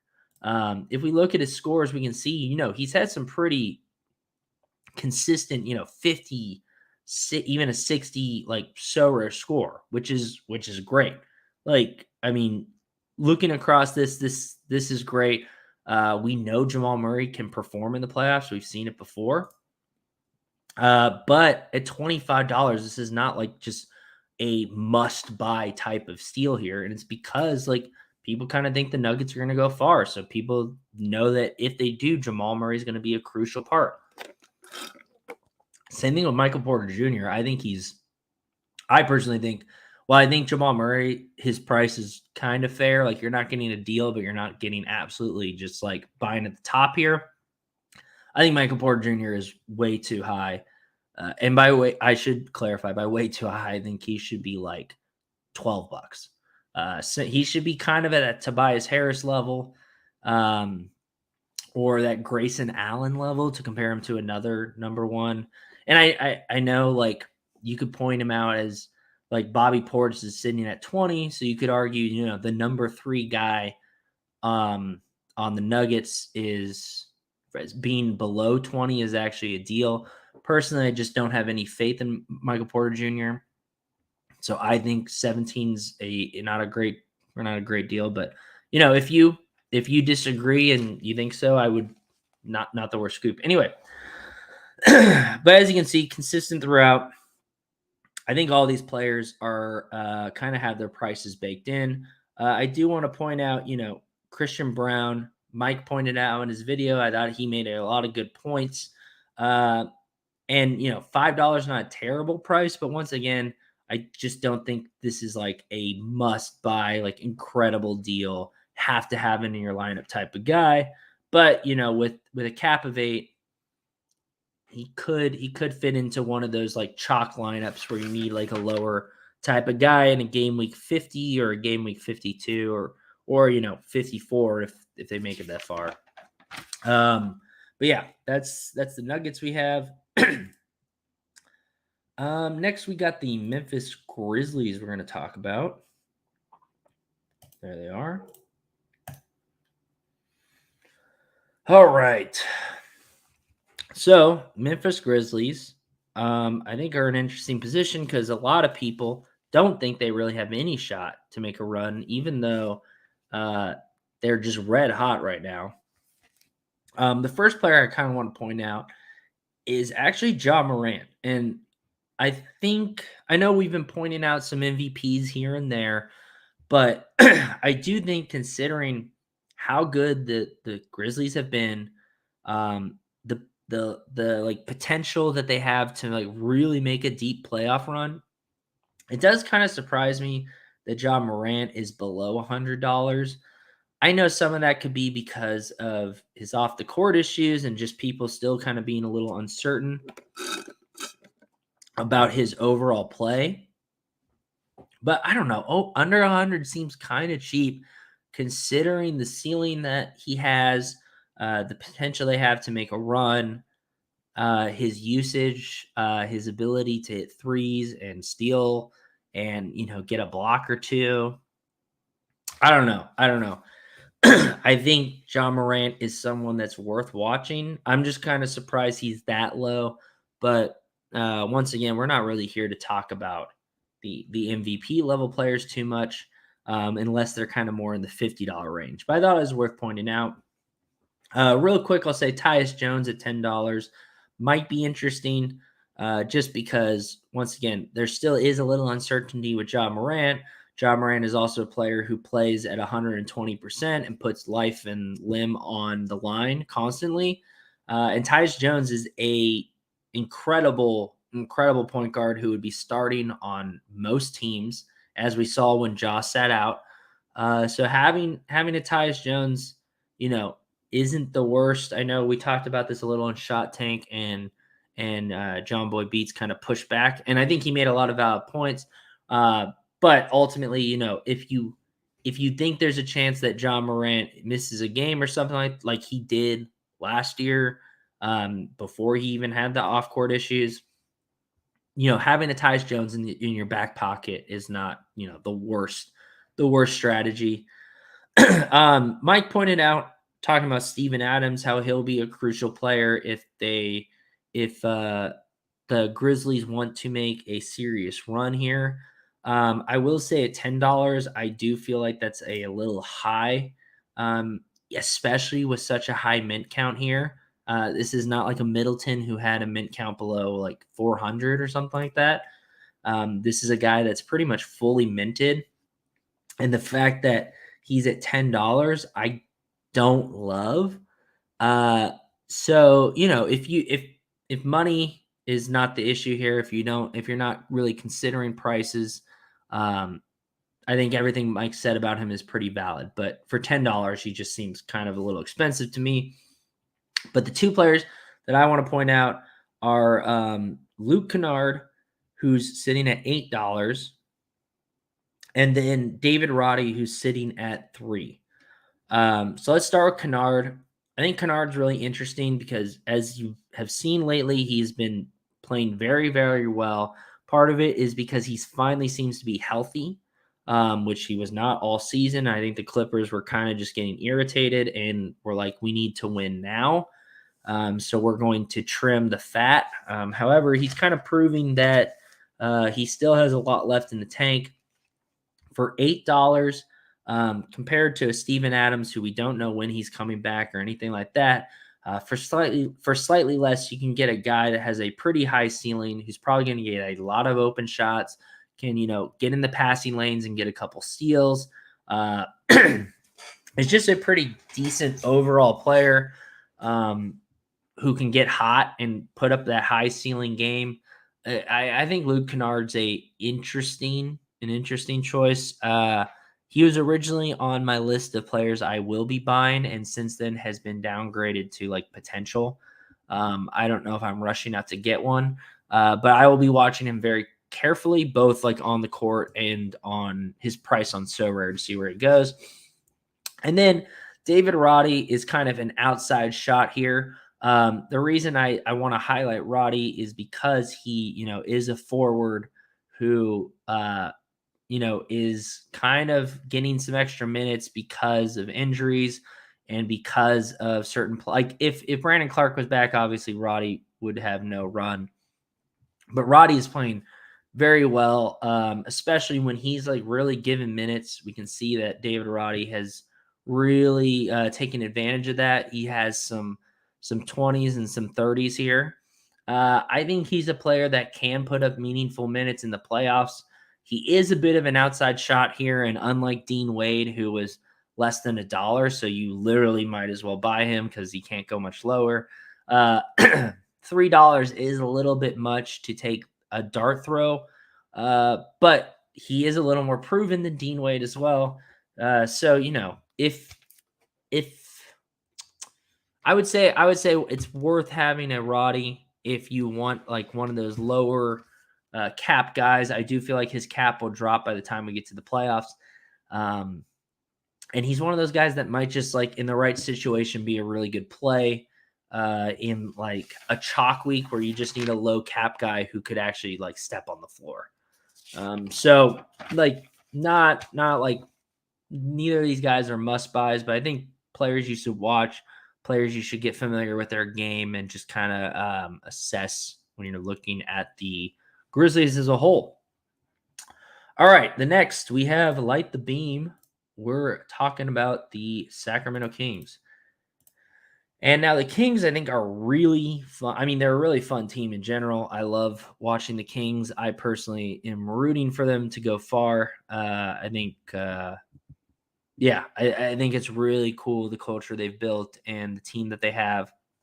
And I really love like Sabonis and Fox and a lot of these players.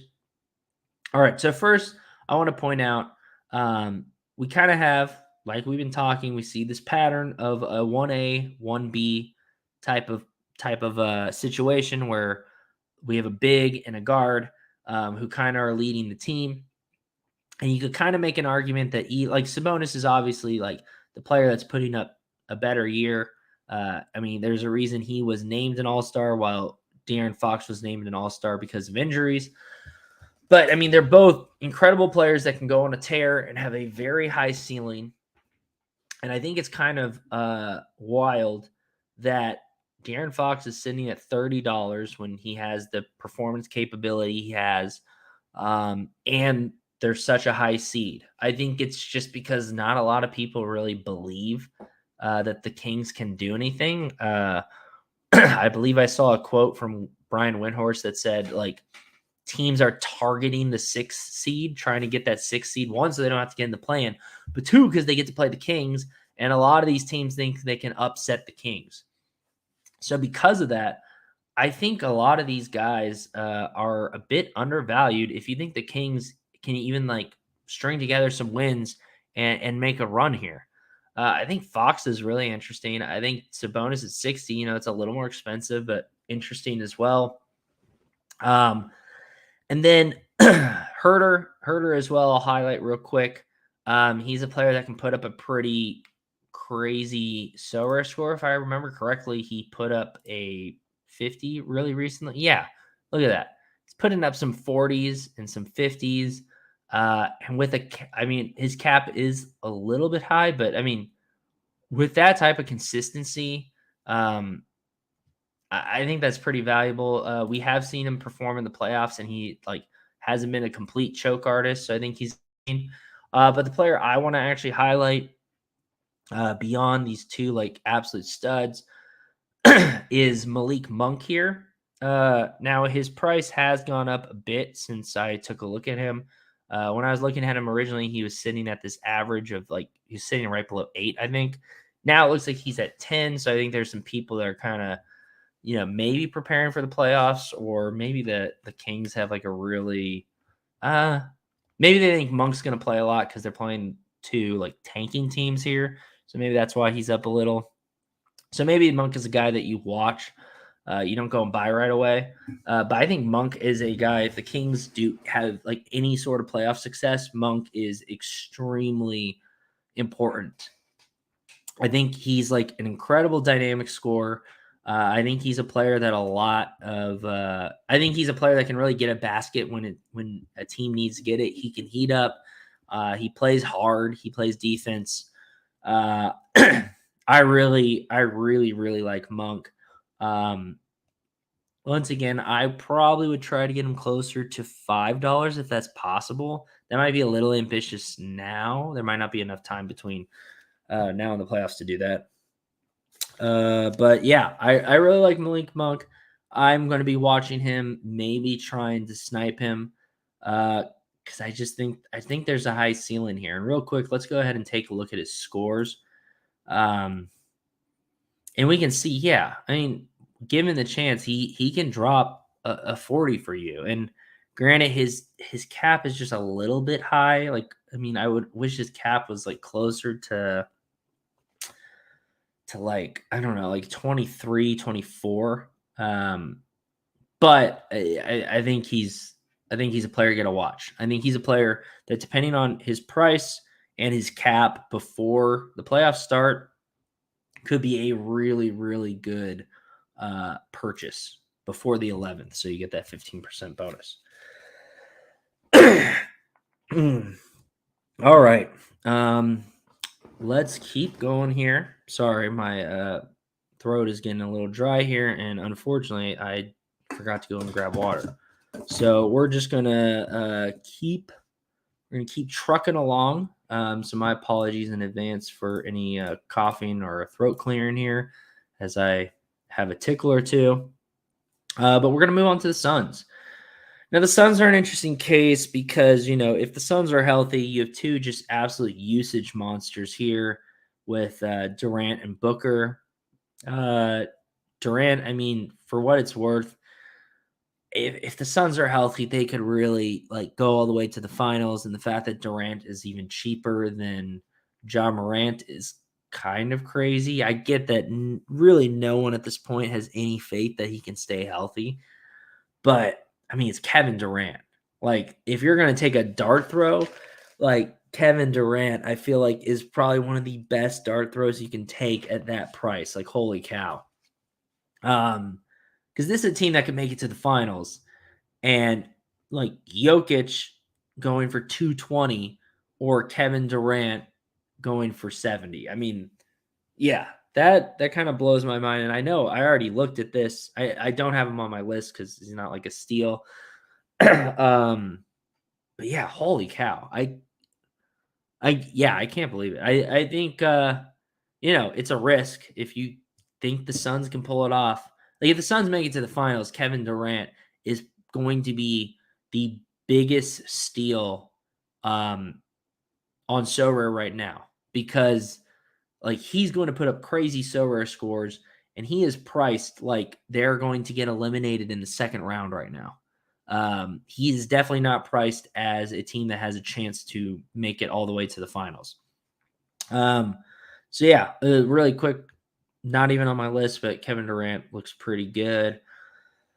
All right. So like I said, we do have two pretty big usage monsters here with Booker and Durant. So it's kind of hard to make any sort of argument for Chris Paul or DeAndre Ayton, really, because, when both these guys are healthy and firing on all cylinders, Chris Paul is just old and bad.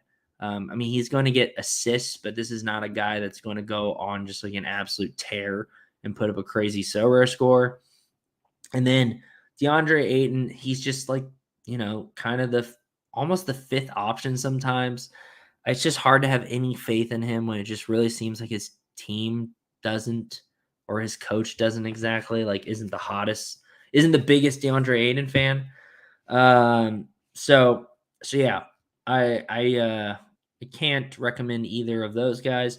However, one guy on my list is Josh Okogie. Now, Josh Okogie, even yesterday against the Timberwolves, I believe Okogie started at the maybe what was it at the power forward maybe, or maybe he started at the small forward and Durant was the power forward, but Josh Okogie started, and Josh Okogie is a guy that can play good defense. He gets steals. He gets hustle rebounds. He gets easy dunks when everyone's gravitating towards Booker or Durant. Um, he's a hustle guy who's going to get some blocks, get some offensive rebounds, like I said. And at $8, he seems like an incredible deal. Considering this is a Josh Hart type of player on a team that could make it to the finals. I don't think the Knicks have any shot at making it to the finals, but this would be like pulling he's not like a Brook Lopez level player, but he's like a Brook Lopez in the sense of where he fits on the team. In turn, Brook Lopez is probably the fourth option for scoring, and I'd say Okogie's probably right there too. And the fact that you can get him for $8, I think is a pretty crazy steal, all things considered. If we take a look at his scores, this is a guy right now with a cap of 20, which will probably dip even more since Durant is back and Shaman is back and they're healthier. And this is a guy that has dropped some multiple 40-point SoRare games and has a ceiling of almost 60. Now, he's obviously not going to hit this ceiling in the playoffs unless there's some crazy blowout or something like that. And even then, they might sit him because he's probably a starter. But yeah, I mean, I think Josh Okogie here is an incredible steal, especially if you think the Suns really have any chance of making it to the NBA Finals. So Okogie is someone that I will be buying after the stream ends for sure. Let's see who else I have. Oh, another person I'm actually very high on is TJ Warren, who's sitting at $3 right now, has a cap of 10. I mean, TJ Warren kind of showed when he was on the Nets this year that when he's given the opportunity, he's going to put up a serious SoRare score. And I mean, we can see here he put up a 42, dropping a lot of 20s, high 20s, and a 30 here. He also has a cap of 10. And I think in the situation where he gets more minutes, for example, here, which I would assume this is when Durant was injured, we saw this incredible spike from him. This kind of shows you the movement that's available for Warren and kind of the ceiling that he has if given the opportunity.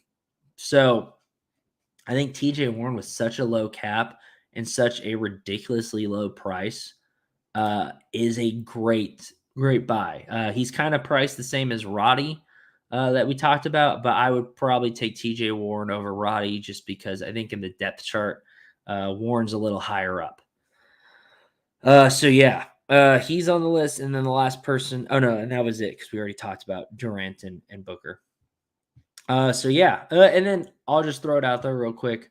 I think Damian Lee who's dirt cheap right now is worth picking up because once again, he's kind of like this Dean Wade that we talked about with the Cavs. He's shown that he can put up some pretty high scores when called upon. Granted, when we saw him on the Warriors, he was kind of played off the court. He was not really actually playing. But with a cap of 10, that will almost for sure go down.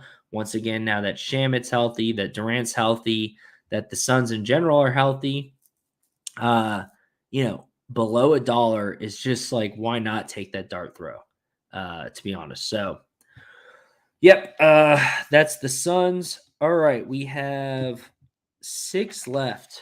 Thank you to everyone for sticking around. This has been quite a marathon here, partly because I forgot to grab water, which is quite a bummer.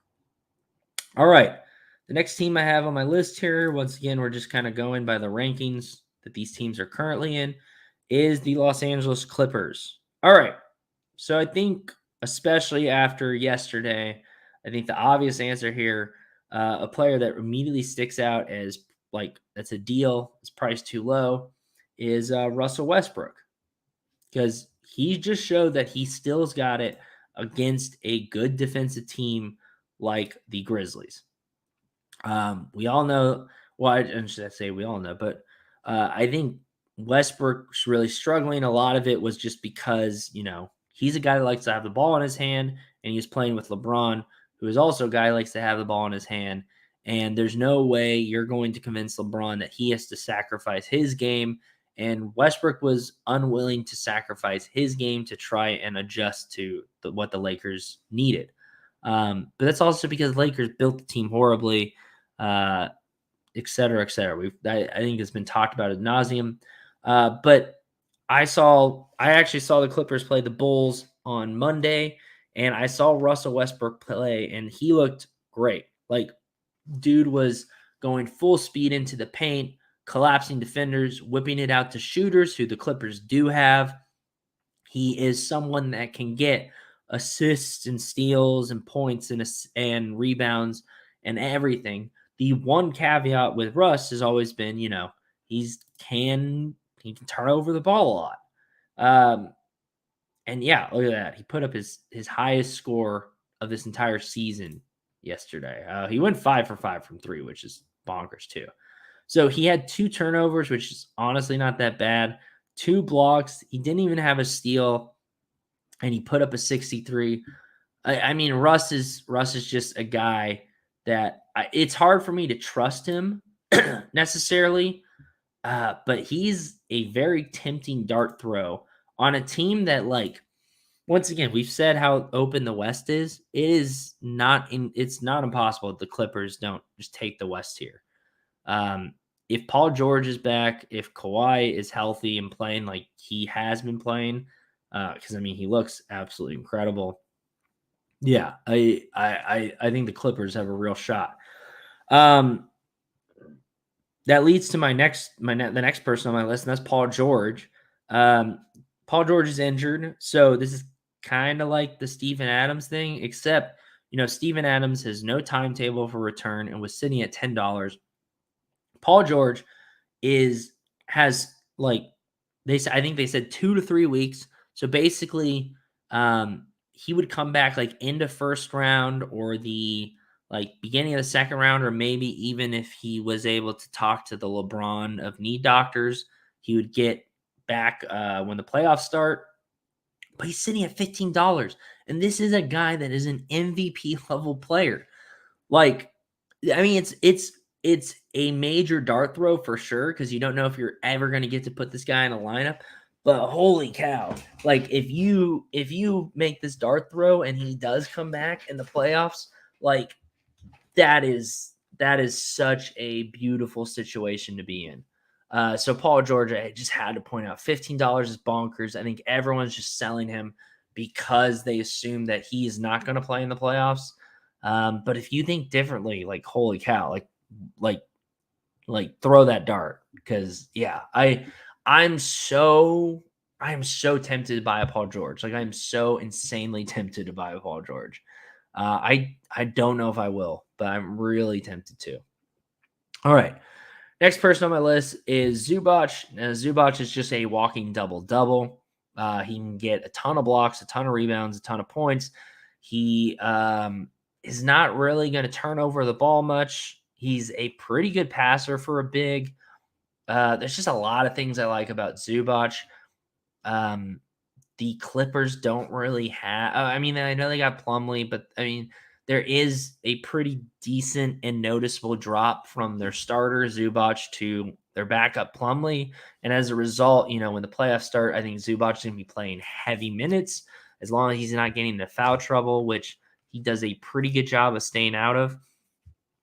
So I really like Zubac at $9. I think he's a guy that can put up a pretty solid score.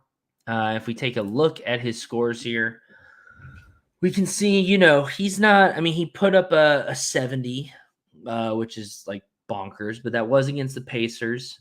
So take that with a grain of salt. But I mean, he's still putting up like some 40s, some high 30s, high 40s here against the Nets, when he's going against Claxton, I would presume. So like Zubac is no slouch. I really like him as a player a lot. So maybe there's a little bit of bias there. But for $9, you could do worse. I mean, I would say he's better than Steven Adams, and you'd have to pay $10 for Steven Adams right now. So I think that would be a good argument. You know, if you think the Clippers can do anything, Zubac will be a pretty important piece to that success. And he's playing and healthy while Steven Adams is hurt with no timetable for return. So do what you will with that information. Excuse me. Oh, all right. And I really quick on my list, I think it might be just worth pointing out that, you know, Kawhi's $40, been playing incredible. Looks like Kawhi Leonard. Once again, if you think the Clippers can do well, I think it is worth mentioning Clippers could go into the play-in seed because things are so insanely tight. So if Clippers are in the play-in seed, like Kawhi suddenly becomes like a hell of a game week 49 MVP. And even then, if not, I think if the Clippers do pull the upset and they're the 5 seed and they beat the 4, or they're the 6 seed and they beat the 3, like if they beat the Kings, which, you know, I could see happening, that's going 7 games. And so once again, Kawhi is a game week 51 like must have almost at that point. So yeah, I really like, and real quick, we know Kawhi can get steals and blocks. He can score in SoRare on every single type of way to score, and I think that's just always important to highlight because of the players you are looking to have as opposed to these pure scorers. All right, 6th seed currently, the Golden State Warriors. Now, the Golden State Warriors are interesting, and we'll see this with the Lakers too, where they're just such a popular team that they're kind of overpriced because people just want to own them. And we've seen that the entire season. Jordan Poole was always overpriced. Draymond Green was always very like these players, like considering how well they played and how the Warriors have struggled and how inconsistent a lot of these guys have been, the prices should be a lot lower. But because it's the Warriors and people want to own the Warriors, they've miraculously like held their value. I mean, they've dipped with everything else as the season goes on because there's less utility, obviously. But I just consistently, as I've looked at the Warrior players, I've always thought like, holy cow, I can get a better player for half this price. So I don't think there's a lot of players to point out here. I will say Curry at 75 is a pretty good MVP deal if you think that the Warriors can make a run, which I personally don't think so. I think they'll be out in the first round for sure. I think they could get knocked out in 5 games even with the way they're playing. Like they just look so awful. It's almost embarrassing. Mike pointed out Andrew Wiggins, which is kind of in that high risk, high reward category. We have no idea what's going on with Wiggins, but it's not like he's injured. He's just away for personal leave. So if Wiggins decides to come back for the playoffs, he instantly becomes arguably the second best player on this team. And at $11 and a cap of under 30, I mean, that's just unheard of. I have a Wiggins, which I bought, unfortunately, before he left. So I've lost a decent amount of value on that. But yeah, I think a Wiggins, it ultimately comes down to, do you think he's going to come back? Personally, I think it's worth kind of the dart throw there. Once again, I would buy an Andrew Wiggins before I bought a Steven Adams personally. But sorry, I keep going back and forth here, but I guess you could argue, Steven Adams will make it past the first round and blah, blah, blah. But I think if Wiggins is back, Warriors ultimately get to the second round or even the Western Conference Finals. Once again, we've said it over and over again. The West is very open. It's not impossible for any of these teams really to make a run. And that's why these these teams that won't have home court advantage, like the Clippers and the Warriors, who traditionally would not be worth looking at, are really worth looking at this year. Okay, and then the other player I wanted to highlight real quick, I kind of mentioned him before, was Dante DiVincenzo. Dante DiVincenzo is more of a scorer than anything. Like if you're building an all offense lineup, he's a great player to plug in there. So I don't love the idea of so I own a Dante DiVincenzo. I'm basically bought him at the top, which is embarrassing. But I think that I'm not super hot on him because I don't think he's a player that can just create his own shot whenever he wants and just go on a tear. But because of the way the Warriors offense is run and how much spacing is created, how much gravity that someone like Curry and Clay can pull to them, where it'll leave a player open, even if that player is kind of has a bit of a hot hand. Dante DiVincenzo is maybe worth the dart throw. Personally, I would almost rather buy a Wiggins than buy a Dante DiVincenzo, just because I think Wiggins has a way more exciting. I don't know. I'd be way more excited about a Wiggins than Dante. But with that being said, Dante is playing. But overall, I think besides really Curry, who has been injured a bunch, I think you could make an argument that he's underpriced if you think the Warriors will do anything. And then if you think the Warriors will do anything, by that same logic, Andrew Wiggins is underpriced because they will need him back. They will need him back if they want to do anything. And with a cap under 30, considering how high his ceiling is, absolutely love Wiggins in that case. So if you have any insider information, if you know he's coming back, definitely stack him. Oh shoot. All right. Let's pull this back up. All right. Sorry, I accidentally closed that, but let's what team are we on next? The Minnesota Timberwolves. All right. So the Timberwolves are interesting. If you would have asked me a couple weeks ago what I thought about them, I would have pretty much written them off. But they've been playing a lot better lately. Rudy Gobert is finally seeming to gel with that team and make a little more sense.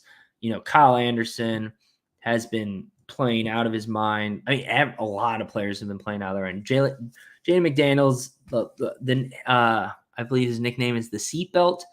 Arguably the best defensive player in the NBA right now. Naz Reid going absolutely bonkers. And even Cat, who I historically have been very down on. And I'm still not a big Cat fan, but he's been playing pretty well. I mean, against the Suns, he really kind of didn't do great in those closing minutes, which is more typical Cat, but he's been playing very well, especially down the stretch. So, I mean, props to him and props to the Timberwolves.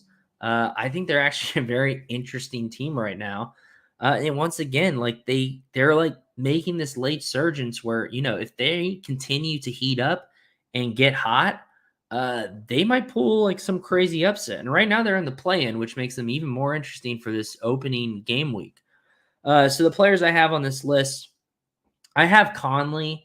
I'm not super hot on him, but for $6, he's a little interesting. Just considering there's so many mouths to feed. He's a great facilitator. He can still shoot. There's not much more to say about that. He's worth pointing out. He's worth maybe watching. I'm not running out to get a Conley. I almost for sure will not buy one. But I wanted to mention him real quick. Kyle Anderson, I think, is an incredible steal. We were talking about Andrew Wiggins and what a steal he was if he comes back. Kyle Anderson is that level of player, and he is playing. So, I mean, if you don't own a Kyle Anderson, I own one personally, and I am very, very high on him. I think he potentially, depending on where the Timberwolves end up, could be a great game week 49 play and potentially game week 50 and potentially game week 51 because if the Timberwolves have any chance of upsetting, they're probably going 7 games or 6 games. They're not sweeping a team that they're an underdog to. But yeah, Kyle Anderson, like, let's look at these scores. Like, holy cow. Like, incredible. And it makes you think, just from a basketball perspective, like, man, what would he be doing if he was on the Grizzlies right now? Like, holy cow. The fact that he left the Grizzlies to go with the Timberwolves, that's crazy. So I think Kyle Anderson is such a good pickup at $8 now. Sick. Oh, huh. Weird. $8 or $9, whatever. I think Kyle Anderson's a great pickup, especially at least for those first couple of game weeks. I own one that I got as a reward. I would love for this cap to go down, and I think it will because Cat is back and because Anthony Edwards is back in health or getting healthy. Rudy Gobert is playing well. Jaden McDaniels not like all these players. All these role players off the bench are like really, really looking good lately. So maybe we see that cap come down before the playoffs. But yeah, I love Kyle Anderson. Can't say enough good things about him. And then weirdly, I never would have thought this guy would be on my list, but Rudy Gobert sitting at like $10, $12. Now I've always had a lot of like respect for Rudy's game. I mean, he's obviously an incredible defender. But ultimately just being one dimensional. I've always thought he's been overpaid for considering him being kind of a liability on offense and just being like an elite defender. And it's taken him a long time to really kind of figure out his role with the Timberwolves and play at that Rudy Gobert caliber defense. I know, especially early in the season, it was looking really, really ugly. I still think the Timberwolves got absolutely fleeced. I think that's pretty much the consensus across all sports, like people who follow the NBA. One of the worst trades of all time, but Rudy Gobert is like really been playing well lately. If we take a look at his scores, we can see that's reflected. He had the 62 recently, which we can take a look at, and where he only had 1 block and 4 steals. Rudy Gobert is a guy that can put up a 7-block game. So this is a number that could go up under 20 very easily under the right conditions. And in the playoffs, like, defense is crucial. So Rudy Gobert will be putting up like some pretty significant numbers in the playoffs, I think. And sitting at $11, I think that's a pretty good deal. As opposed to Kyle Anderson, who's, kind of like that 3rd, 4th, 5th option. And I mean, he gets a lot of steals, et cetera, et cetera. But Gobert's numbers are coming from rebounds and from blocks. Like his points, his SoRare points that you're kind of his floor is kind of guaranteed by like possessions where he doesn't have to have the ball in his hand, which I think is huge. And there's not a ton of players like that. So I think Rudy Gobert is kind of an interesting play. I don't think I'll buy him just because he makes me a little nervous. And it's kind of hard to bet on the Timberwolves to like do anything super crazy. But like we said, like I've probably said this 10, 15 times, the West is wide open. And to the Timberwolves' credit, they are playing great basketball and they are heating up at the right time and getting healthy at the right time. Like, Cat received a lot of criticism, which was, I think, well-deserved for his weird injury situation and just kind of his poor performance before that. But he's, like I said, he's playing well. Edwards, once he gets healthy, he's been playing amazing all year.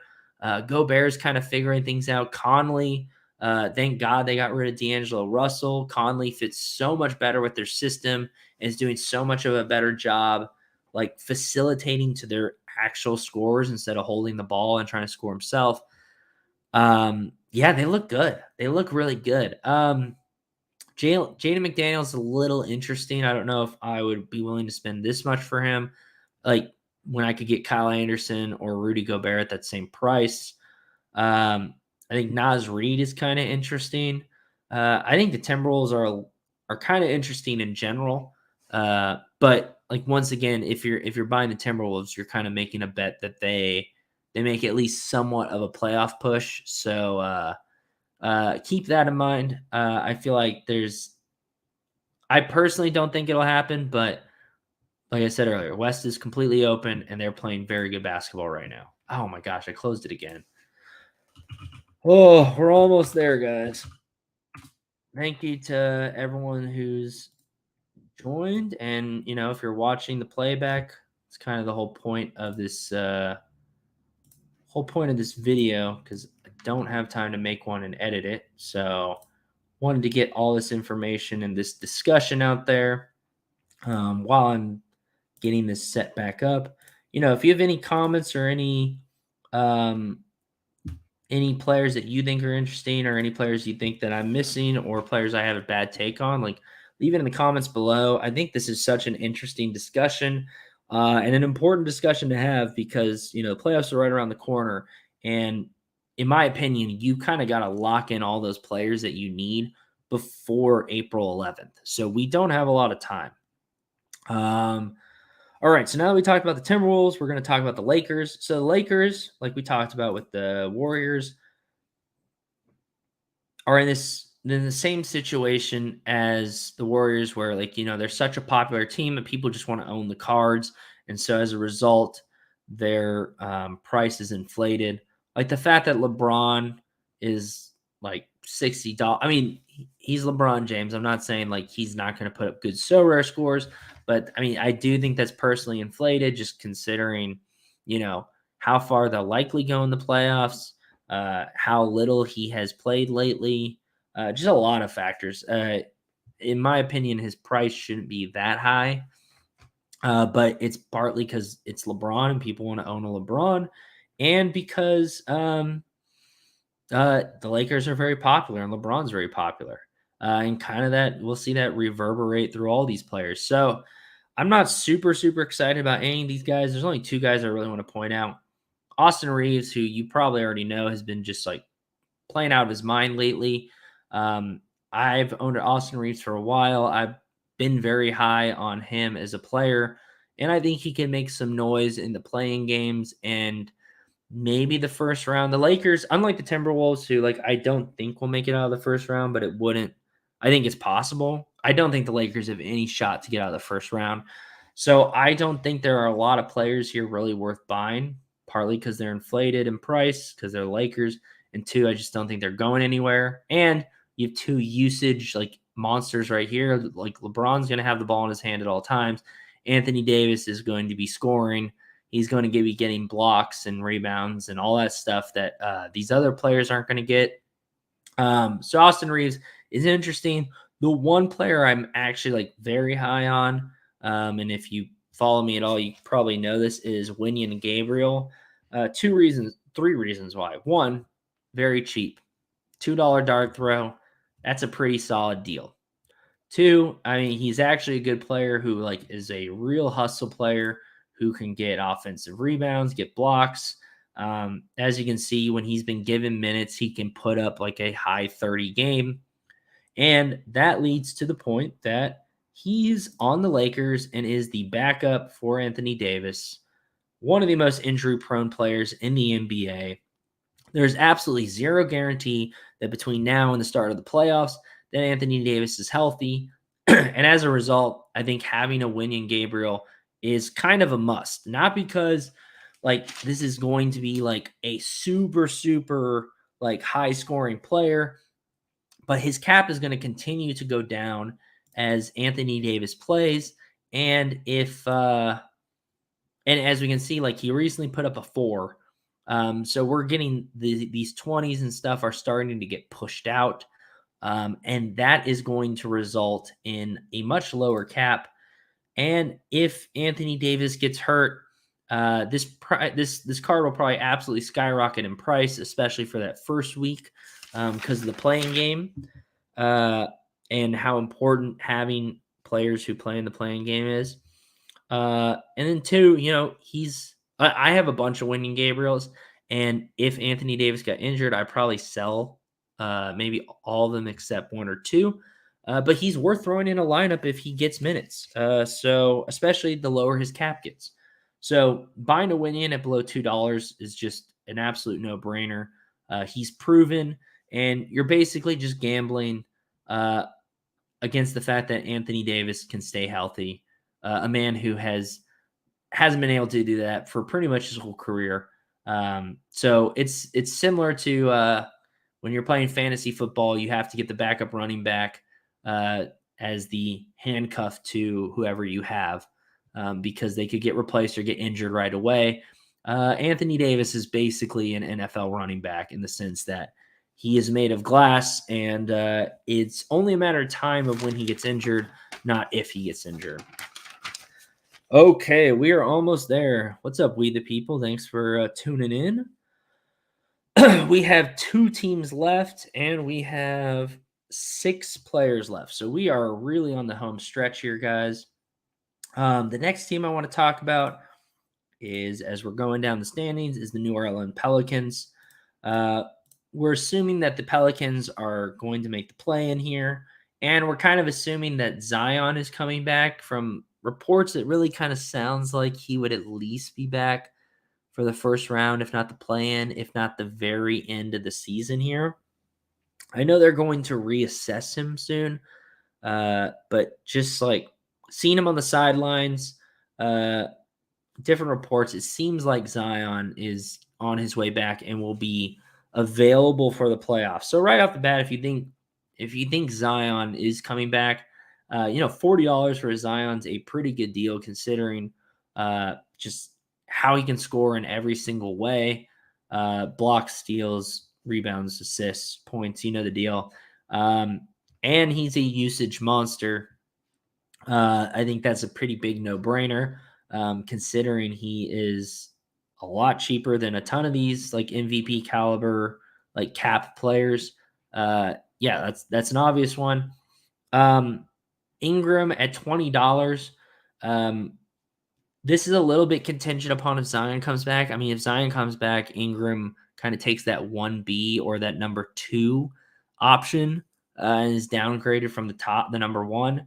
But he has been playing out of his mind lately and is a guy, especially in these playing games, I think will really perform.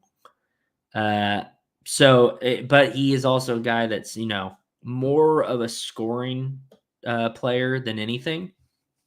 So I think that's also worth keeping in mind. CJ McCollum at $10, I think is pretty interesting. I think he's one of the players that actually almost will benefit from Zion being there because CJ is someone that can.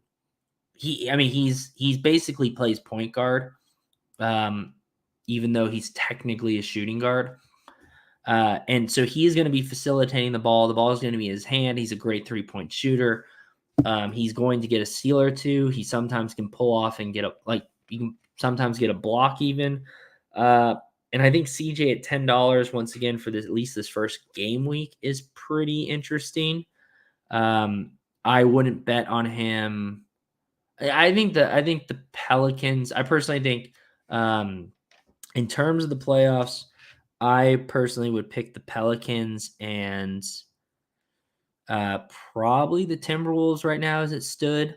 But depending if out of the 4 we're not paying attention to seeds, I'd probably take the Pelicans and OKC as long as SGA is healthy and Zion's healthy. So with that being said, that means CJ McCollum might play 3 games in that first game week, and then they might extend that first series to 7 games. So once again, we're in that situation where he could be a super valuable play for those first 3 weeks, first 3 game weeks, I should say, with this playoff tournament. So yeah, CJ is the one player, and then Valanciunas. I think he's worth mentioning. I'm not particularly super excited about him. but $10 is not terrible. He is a big man who, a walking double-double. If Zion's playing, there's some heat that's taken off of him and some attention that's taken off of him. He can shoot the three. He's going to get you a block or two. He's got some good hands. He's a good player. Worth mentioning, nothing to write home about. I'm not going to buy him, but maybe worth checking out. Oh my gosh. That is the third or fourth time I've done that. I'm so sorry. Are just extending this just a little bit longer. Oh my gosh. All right. We are getting to the final team, and that team is OKC. Now, OKC is currently sitting at the 10th seed here. And SGA seems to be legitimately banged up, which makes me a little nervous about buying any of these players.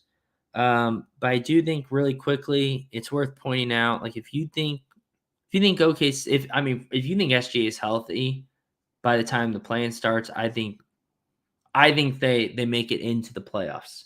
Like I said, I think it would be them and the Pelicans, as long as the seeding works out where both teams can make it, obviously. But if they make it to the play-ins, once again, I've said this too many times, so my apologies.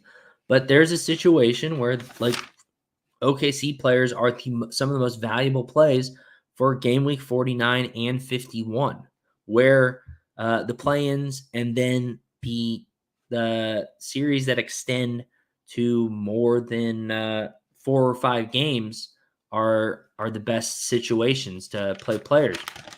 And if that happens, Jalen Williams at $16 is just like an absolute steal. He's playing just at an absolutely incredible level right now.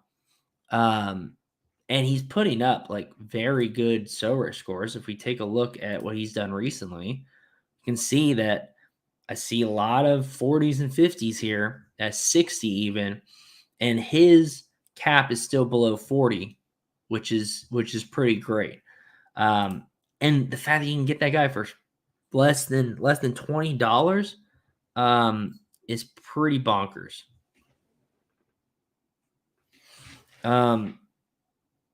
So yeah, I think Jalen Williams is an incredible steal. I think Dort is kind of interesting.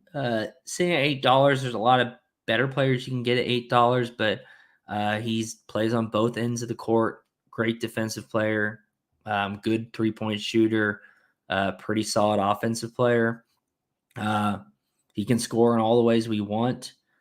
Sorry, the dog. I'm just checking on what the dog do though. And yeah, I think he's a very serviceable player in that same situation. But I'd be way more excited about Jalen Williams and then Isaiah Joe. Isaiah Joe has just been playing out of his mind lately. We can take a real quick look at his score here. We can actually see on his price chart, if you saw that, it's kind of shot up recently after taking the dip along with everything else, because he's dropped some 40s. He shoots incredibly well from three, pretty active on defense. A guy who's going to get a lot of open three-pointers as well, considering Jalen Williams is driving, considering SGA is driving, considering Giddey is making moves and then passing it out. So I think Isaiah Joe is a great scoop up at, like, I know it's in 7 here, but $6 or $7. I own an Isaiah Joe. I really like him.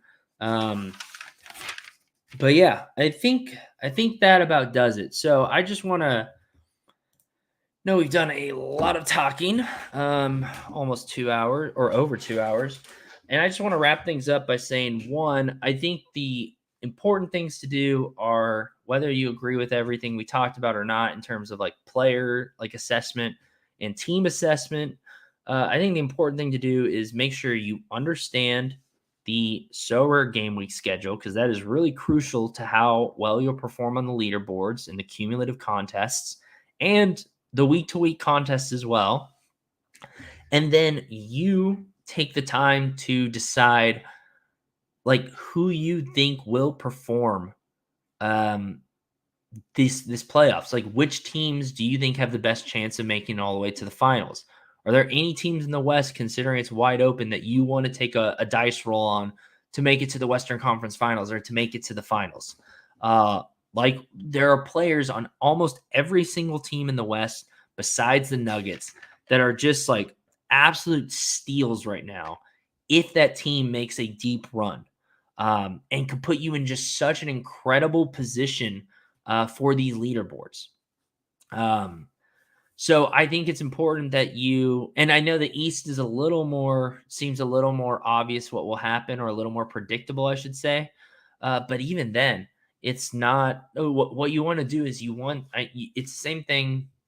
Like, if you're building a best ball team, you kind of want to come up with a narrative that makes logical sense and that is possible. And then look at how these game weeks are structured, and then pick your players to buy before April 11th. So you get that 15% bonus. So you are in the best position to run lineups through all these game weeks. And, I personally don't think I'm going to be heavily buying players once the playoff contest has started, partly because that 15% I think is a big enough deal that it might not be worth buying some of these guys if things don't go as I planned. But I think it's important just to have like mapped out lineups that you theoretically think you could run all the way to the end, and really make a push to do something on that leaderboard. And hopefully, if you're doing, especially those first 3 game weeks, which I think are really wide open, and you can make some really, really smart, savvy, sneaky plays, I would assume the SoRare prizes week to week are players that are in the playoffs. And if that's the case, you might get a couple of those high-end players that take you all the way after that.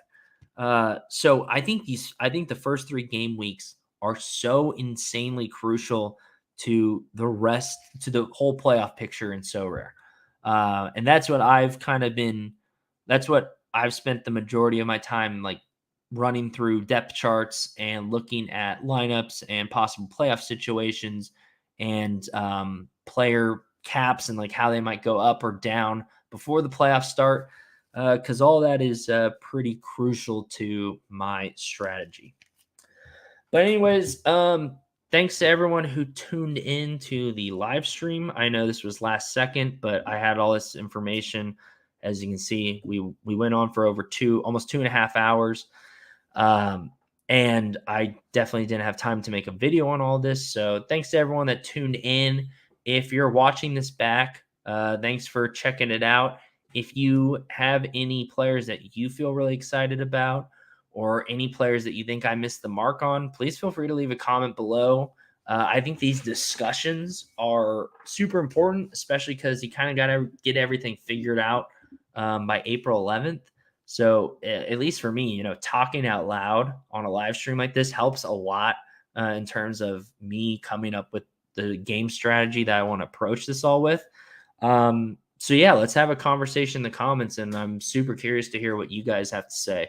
But otherwise, yeah, thanks for tuning in. Make sure to leave a like.